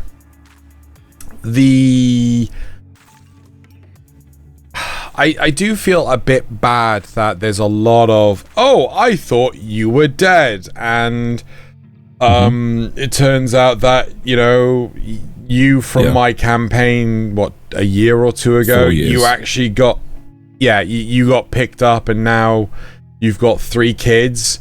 It kind of feels like, hold on, how often do these barbarians, air quotes barbarians, just steal the women of the neighboring kingdom? I mean, like, according to one seems to be happening a little it seems to be happening a little too much. But then none of them want to go home. It's just like, oh yeah, no, this place is paradise compared to the shit that we've got. I'm like, you don't want to try and fix your kingdom?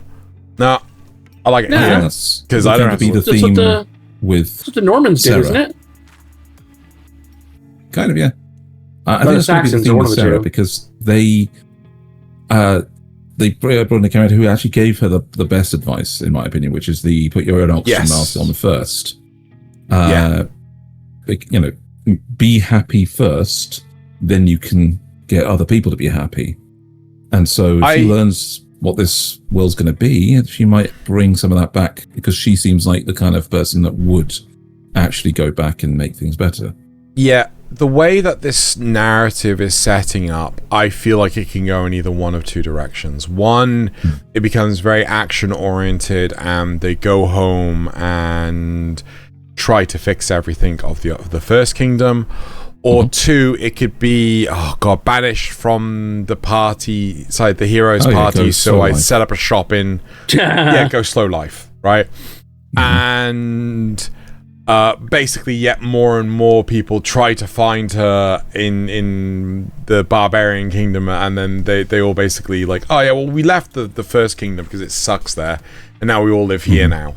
And that's the thing that I really hope it doesn't do, because we've had quite a few of those in the past. I'd like the idea of like, I'm coming back and I'm going to take charge of my own kingdom and I'm going to fix the problem. Yes, definitely. Now that I know what the F it is. Sort of a Rome Therme situation where... Oh, sorry about that. Sorry, no, what were you going to say, Nasuth? I was just going to say it's a sort of a Rome Therme situation where like that guy would see stuff in Japan and then bring it back to Rome to improve their lives there. Yeah. Yes. Yeah. But I think 3 things I added to this show that made it much better for me and up my rating, as you saw. 1, actual fairies. Spirits of the land. Spirit of the land that are just like manifestations of the land's dreams, that like to drink, act like brats, and still have the skill to make their place in the world. 2, Veil's 18. Yeah, that is a plus in anime these days. I mean, it'd be nice if she was like... Why is that relevant? He's younger than she is. Yep. And the 3rd thing they added was Wistoria, who is best girl now. Veil's mum is now best girl. Okay. I love her to bits. Yeah. It is funny because when they discover that Veil is the barbarian king is like 4 or 5 years younger than the main female protagonist. 8. Okay, that's a little weird. She's 26. He's 18. Oh, okay. That's not... Well, no, that's not so bad, I suppose. Not so bad, but it seems a little bit... seems a little bit of an age gap, shall we say. No, it's got... But I think it's interesting that he's... Is he the leader? Yes. So it's interesting that he's the leader at 18. His father's still like the big clan leader, but he's a leader of the troops, kind of thing. Oh, okay.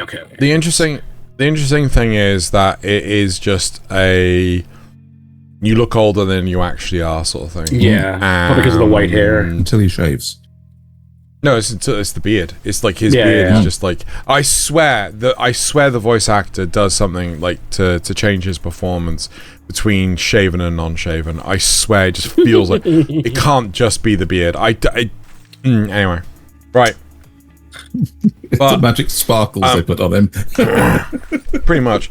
But the show in itself, I feel, is pretty much stayed par of the course because there has been some negatives. But there have been an equal counterbalance of positives. So, all right. So that was the Warrior Princess and the Barbaric King, which means it's time for Dorohedoro. Dorohedoro. Season 2. Not surprisingly, this has not changed in my opinion. This is still fucking peak. God damn it, Mappa. How could you do this to me?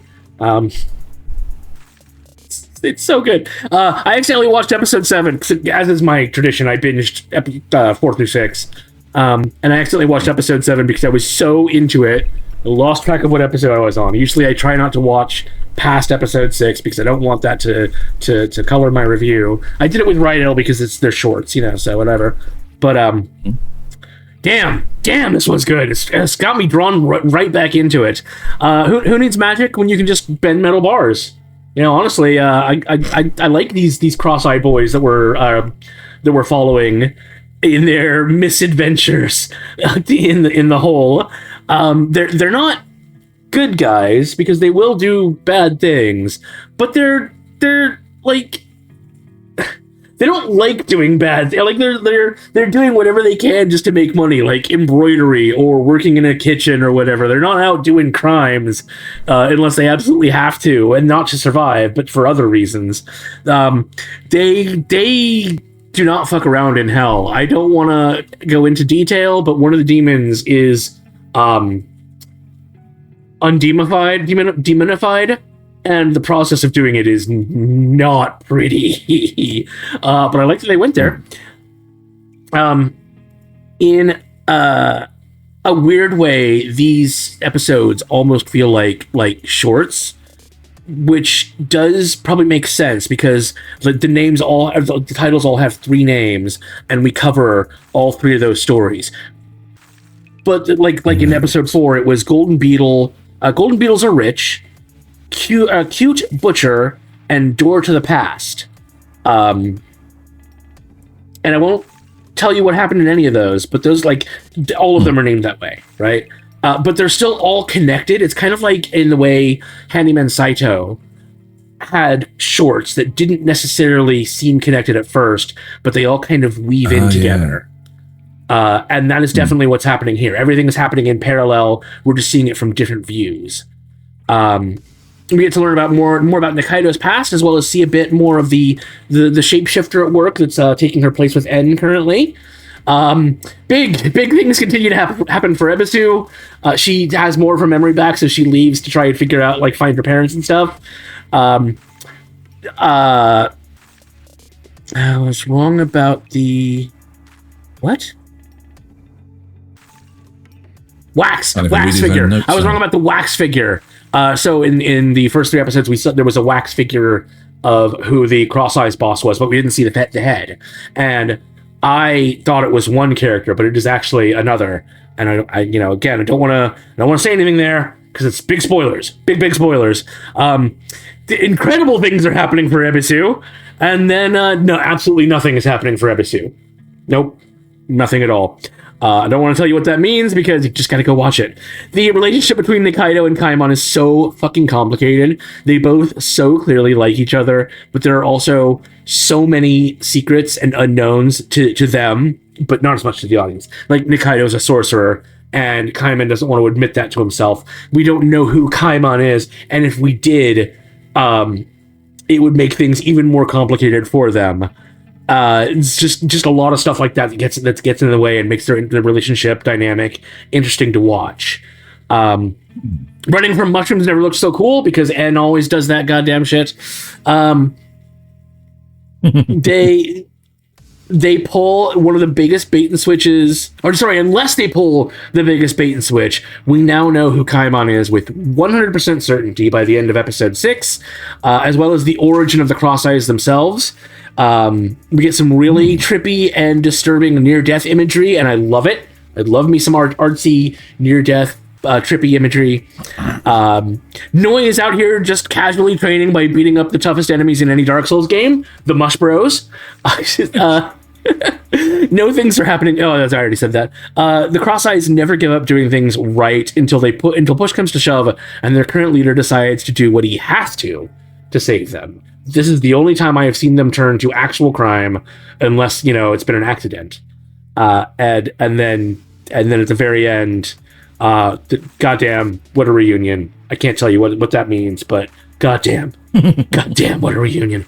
That's why I watched episode 7, because it was just so I was so caught up in this huge thing. I don't know if we're gonna be done with the story by the end of this season. I hope so in some ways, but we're definitely building towards something. I think the next 6 episodes are going to be just kind of nonstop on the way, all the way through. So yeah, go watch Dorohedoro. If you need to watch season 1 again, go watch season 1 again. You're not gonna hurt. It's not gonna hurt. I'm rewatching season 1 so I can catch up to this one. So go on, do it. You'll appreciate it. So good. And if they can bring back Dorohedoro, there might be more No Game No Life.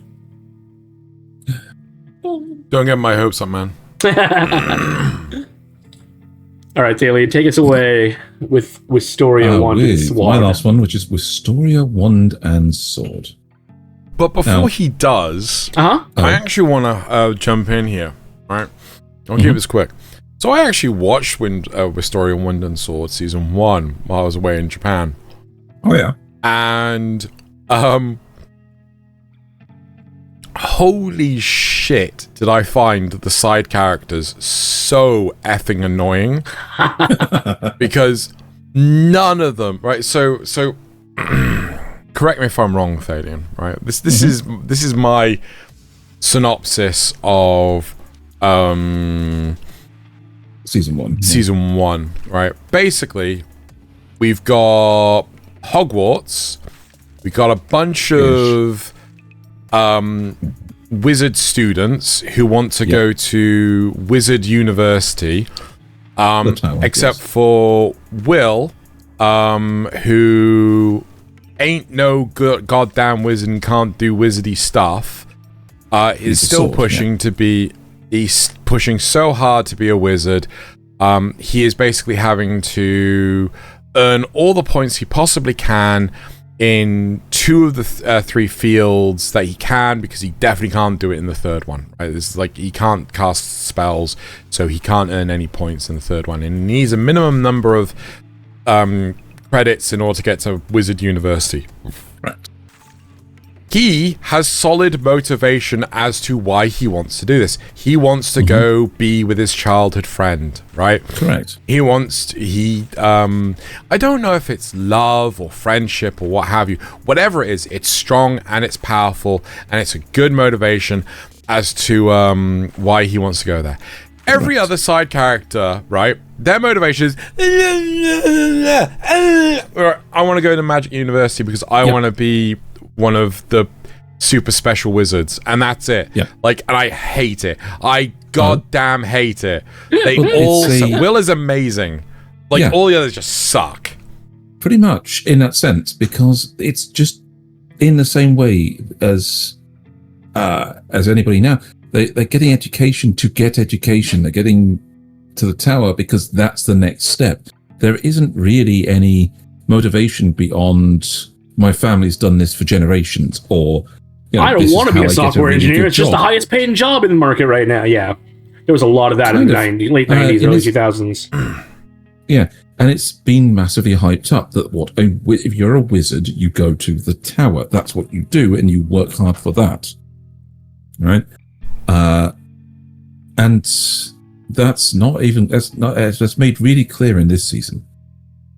Because again, in the opening season, you want to see how basically how some of these characters are in their motivation to make giving them motivation something important, right? So we see a little bit of it in season 1, like the young man who's an underperforming elf, and he's there because his illusion magic isn't up to snuff to be there with his older sister and the rest of his family, so he's working hard to basically get them to acknowledge him. So he has motivation in that sense, but not the same kind of drive. It's so weak and pathetic, right? It's just like... It's a weak... I'm not good enough, I've got to prove it. Okay? Yeah. You could see... But these... Again, the whole point of this is through Will doing well, they get better too. So... Right. That's where it comes on. Please go ahead and do your season 2. So this one jumped up a bit to me. It was an acquired taste 4, and I'm now actually bumping up to a must-watch 1, in my estimation. Episode 4 of this season hit like it was supposed to be the end of the entire show. Right? A massive climactic battle that showed off what Will's powers actually could be, showed the people they could rely on him, and showed all of the ones that belittled him how wrong they were. And then there's still more story. The graduation ceremony that they went through after this was pure catharsis as well, recognizing Will in front of the world as somebody who created a new type of magic. They played the trope brilliantly, where the headmistress is basically being Dumbledore in this respect, assigning points to Gryffindor at the last moment. They stated, there may be people who disagree, but anyone who believes that Will's magic saved us, please show us with applause. And the first person to applaud was the Red Mage, the Fire Mage, who hates him for the whole first season. Okay? Dick, who has no motivation to do anything, yeah. Yeah. So he's picked up motivation to actually do this, and he's the first person to start the applause at this ceremony. And his friends do, and heck, it even turns out the whole reason that the mean teacher is trying to fail him is because of some internalized pain, where he'd been given the chance to join the tower and suffered for it, and he didn't want to see Will go through that, because it would be worse than the pain of failing. So it's genuinely like a feel-good moment that shows in all these kind of stories that the worst is yet to come. And, the villains are still out there, the characters that know things are revealing the underlying plot, and everyone that actually believed in Will is getting their moment to shine. Even the 5 tower mages there, the Magia Vanda, are making political moves, and actual physical ones, seeking answers to what Will now represents after this big battle. But we move on to explore a little what the tower actually is, entering it as the chosen few from the Academy graduates that get to reach the first level. And they're immediately put through a test, because the first level is basically an aesthetically pleasing trash pile. All the mages who don't join a faction can't rise higher in the tower, and are so they're left on this first level to do the menial work, the enchanting of things, or the making of magic stuff. And so there's a test called the First Bloom, where anyone that was scouted by a faction is given access to that faction and is immediately passed on to the next level. But all those that weren't now have to face down challenges like fighting monsters to attract the attention of a faction. So Will, the Ice Mage, from his friend group, along with a few others, are unscouted entrants and have to struggle against the tests. Which is where episode 6 currently leaves us. Will having gone through the pain, won the respect of people around him, and now having to do it all over again now that he's actually entered the tower, which is a nice little thematic reset in a new location. There is still a bit of fun though with all of this. We see more from Elfie, his childhood friend. She's not been allowed to scout him as part of her faction, even though she really, really wants to. And even throws a tantrum on her bed when she's told not to the point where one of the mid-roll things, you saw the mid-roll things where they give a little bit of information about each character. Middle of the episode. You see them even in JoJo where they talk about the stands. Half a second, yeah. Yeah, so if you pause it, you can read it a little bit.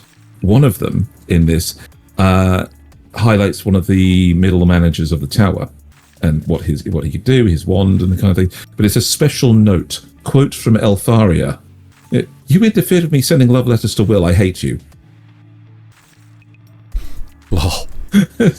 And so it's cute in a properly shonen way, you know. But I believe that the story so far is really well written, and it looks absolutely gorgeous while it's happening. It's the jump from the school up to the tower, where yes, he's got he's passed all the tests down here. He now has to step up to the next level and prove himself again to all the people that now look down on him as this new entrant. Is giving that thematic reset I really enjoy. Is this the one where like a barrier comes down? There's a scene where a barrier comes down and they're like, "Oh, the story really begins here," or something like that. People memed it as the longest prologue in anime history. Okay, I must be thinking of something else. No. I think it's talking of the second dream. Oh my god. No. Anyway. Is there anything else you wanted to cover? History. No, I think it's gone up to must-watch one. I think people will enjoy this show more. Even though Xeno didn't enjoy the side characters, the show itself is enjoyable enough. I've popped out to must-watch one. It is a really good show, but the problem, like as I said, is like at least the world feels like it's got more definition to it than just bloody Hogwarts. Right, you know, we've got this whole under-dungeon shit going on. We've got the whole tower. We've got the whole I haven't even gone into that's all season 1 stuff. Will because because they reveal some of that. It is a really good series. I'm totally waiting until season 2 is finished, but like. I feel like it's akin to my response to Hell's Paradise, Nasuth, if you remember that. Like, I couldn't get on with Hell's Paradise as it was airing, but when I finished watching, when it after it was all out and you could watch it you could binge it. Yeah, did you watch season 2? No. I've only seen season 1. Okay. I was like, yeah, this is hot. This is amazing. This is absolutely incredible because like I could watch it at my pace, and kind of just brush the crap parts under the rug. Right. Anyway, last one. Oh, yeah. That was Wistoria Wand and Sword season 2. And so we're moving on to the last one of our Bitch Hat Atelier. Best show of the season. Best show. 5-star must watch. No, I need to make room for this no one notes. Too. All praise. Pure gold. There's absolutely nothing to this show that I do not love. The quality of the animation, the motivation of the characters, side characters and all. There's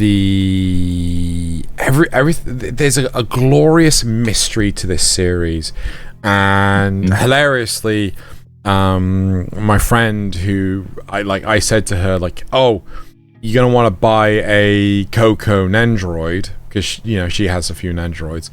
Like you're gonna want to buy a Coco Nendroid. You want to pre-order this because like you're gonna eventually watch the series and you're gonna be like, God damn it, why didn't I pre-order this?"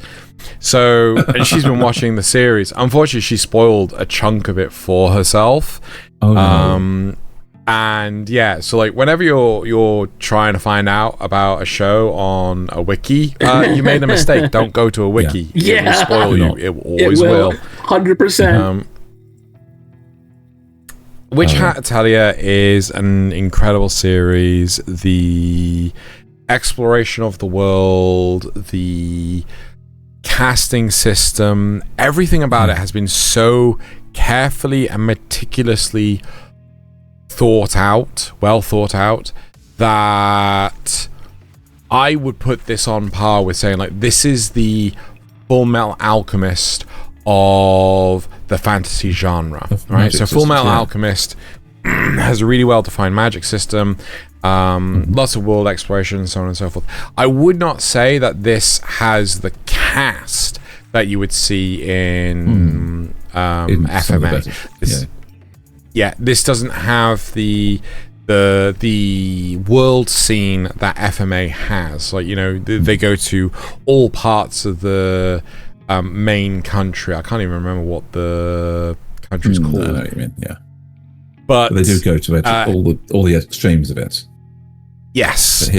But with this, we're exploring the granular detail of small parts of their world, and it's not just here's another part of Hogwarts. Oh look, here's Diagon Alley, which only has like one bloody lane. It's just the whole shopping district. The entirety of the fucking country. There's only one. It sounds more like Brandon Sanderson than J.K. Rowling. Yes, very much so. There you go. Thaylien says that. I agree with him completely on this. And in terms of the magic too, probably, yeah. And the granularity and stuff. But even my notes characters, no, shush. even characters that have the most fleeting of appearances have such well-defined designs that it's just like, oh my god, you didn't need to go to this extent, but you did, and you have given us yet more of this world. It is absolutely incredible. And the thing that I never picked up on this, right? You guys may have, you may have even said about it in the last thing.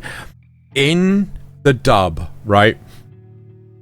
All the non-magic users have American accents.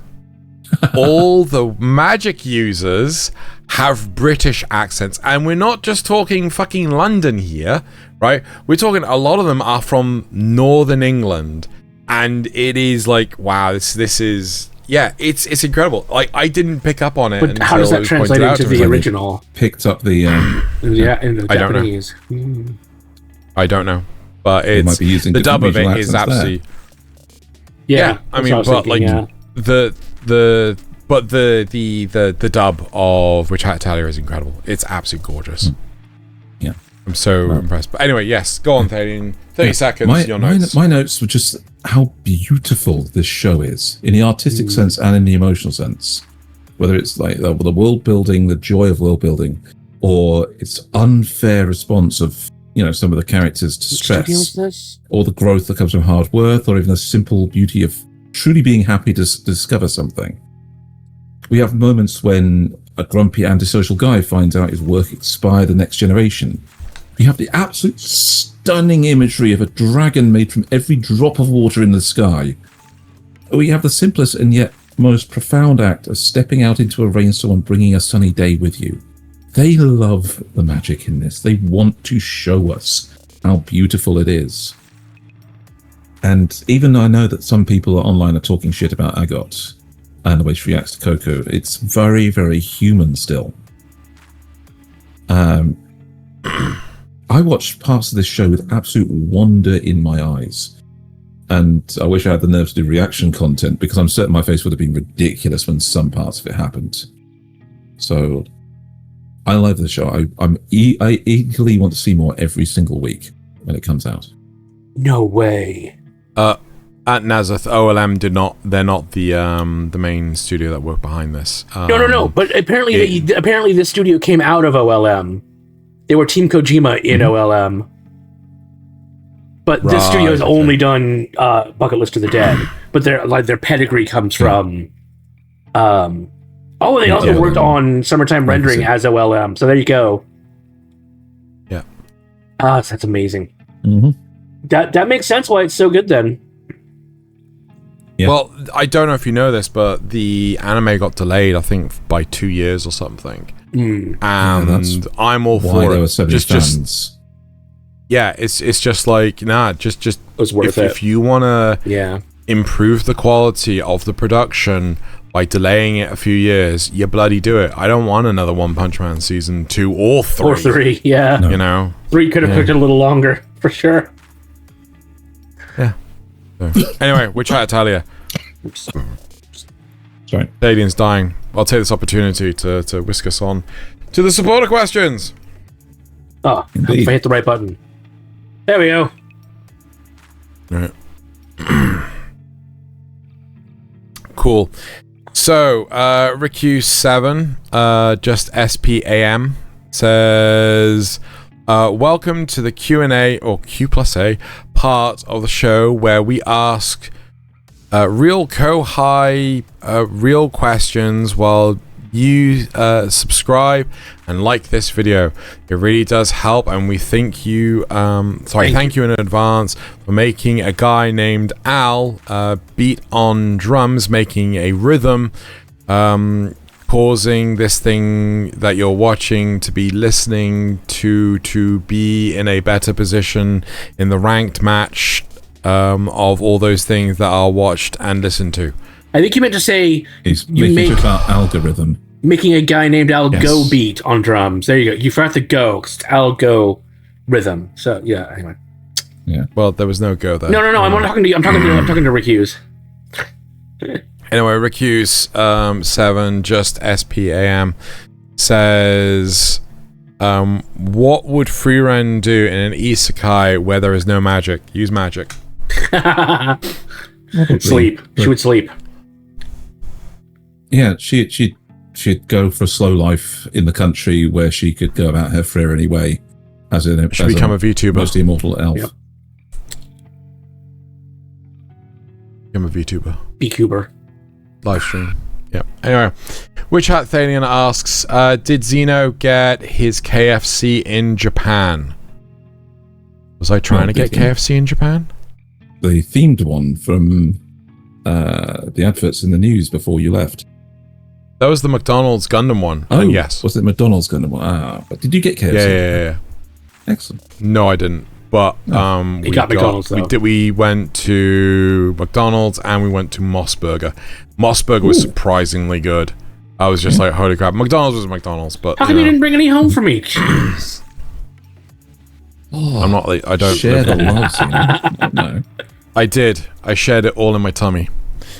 Right, so Witch Hat Thaylien also asks, is there any specific food that Xeno would like to bring back from Japan and have available permanently as a takeaway in his local area? Okay, so actually yes. Grape Fanta or just grape juice. It's like grape soda. Grape soda's amazing. You know, melon soda. Like seriously, I fucking love that shit. Like it's just pure cocaine to me. What's grape soda from Japan? No.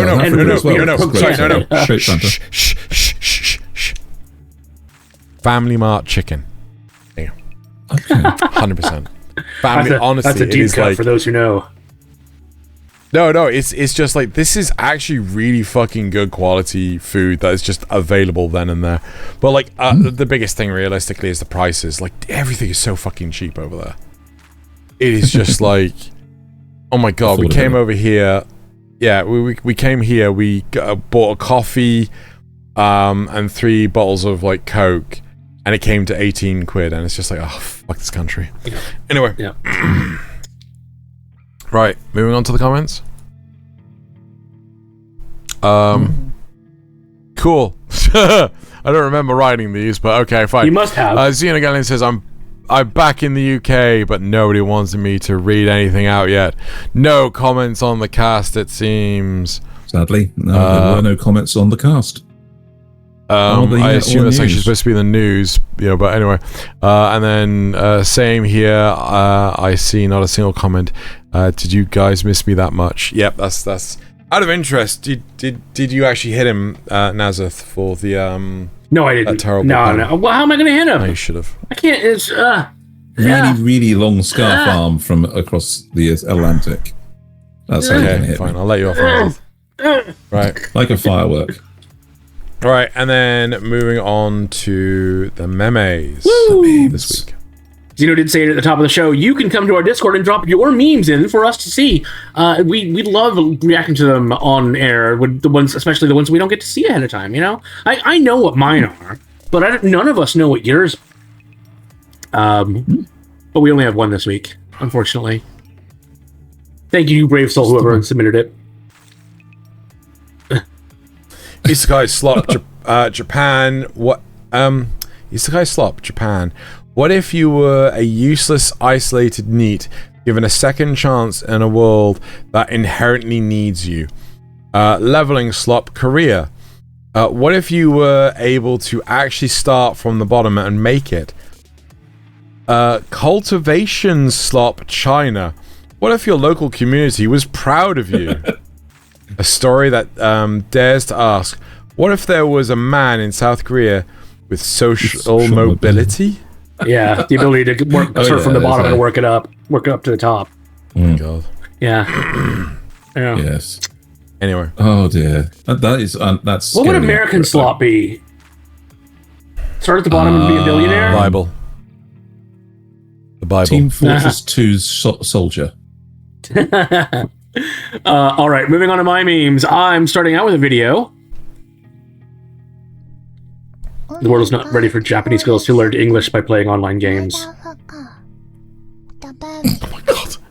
Holy shit, motherfucker.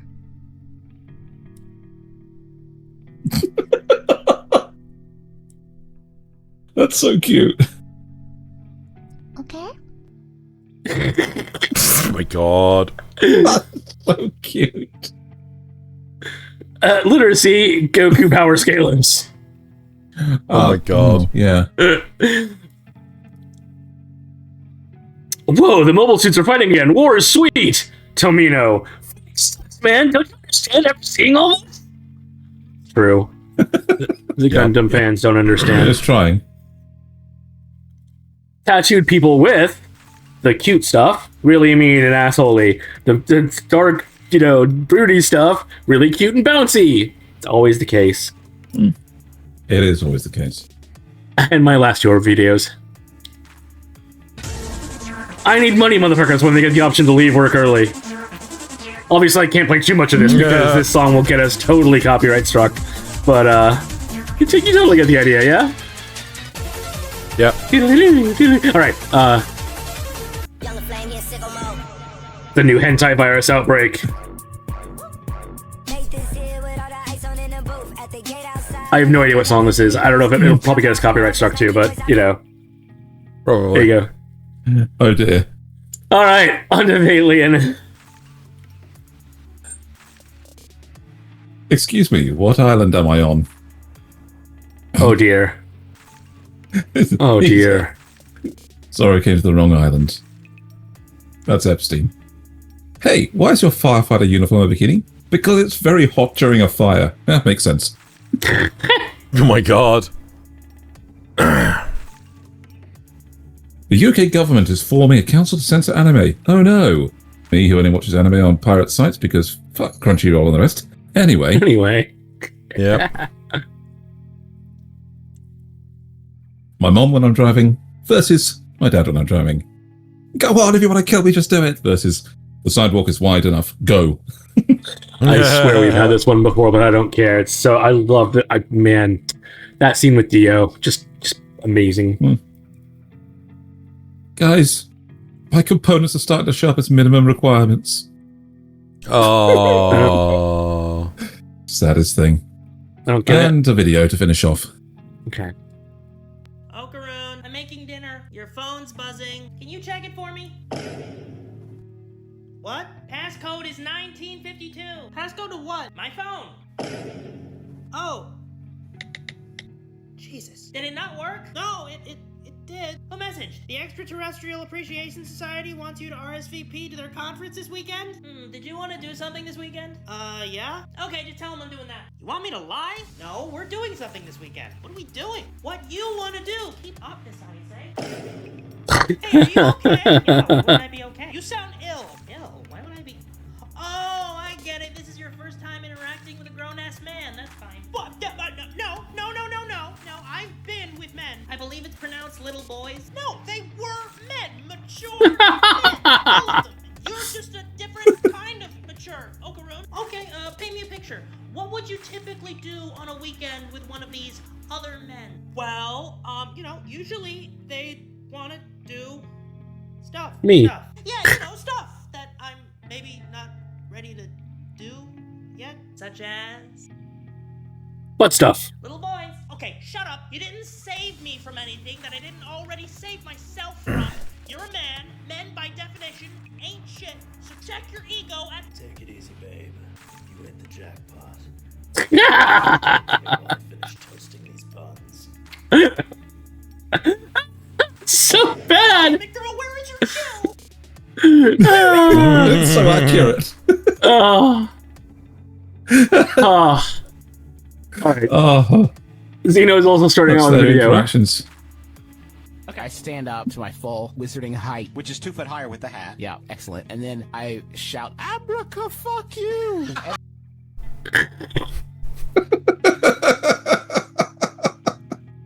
Oh, it's not wrong. No, right up kick. This was not a sign I found in Japan. I found this on Reddit, so don't worry about that. You're Okay, I'm going back and forth. There we go. All right. You're a third-rate duelist with a fourth-rate deck. It's Kaiba, you haven't got it. No, chill. Kaiba. And the last 3 videos. Zero chill. Don't worry, the magic will clean it.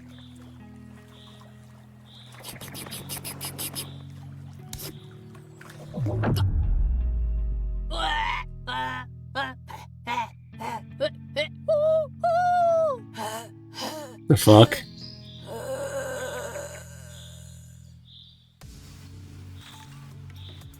What? Magic is so magical. What? It's the start of which Hat Atelier. Yes, but it dies. Right. Yep. Okay. Obviously, it purified his insides. Okay, those are poisonous, so no one eat them. Yeah, duh. Go throw up. I didn't eat any. Go throw up. Accurate. Welcome back, you zombie fuck. Yeah, this boxing club is really underfunded. Yosuke, we need your help! Holy shit, did you just stop time? My powers are as fast as they are inconsistent. Now hurry up! Kurama, Hiei, and some other guy just stole 3 powerful artifacts from the spirit world, and they're currently hiding in your city. Okay, what am I now exactly? Some kind of child soldier? No! no, you're a spirit detective. Do I get a badge? No, but I'll give you a gun. Just point your finger and shoot. Like this? No! Iwamoto! You had so many more kids to beat! I think you just committed Japan's first school shooting. No. Oh, I hate that. Oh, Oh, comedy. But you love it as well. I do. Those were all really good memes. Yep. It's the first time with a grown-ass man. What the hell? Anyway, right. That is it for this week's episode. Ignoring him. That's it for this week's episode. Thank you very much, everyone, for watching and or listening. And now it's time to bottoms up and Kanpai. Kanpai!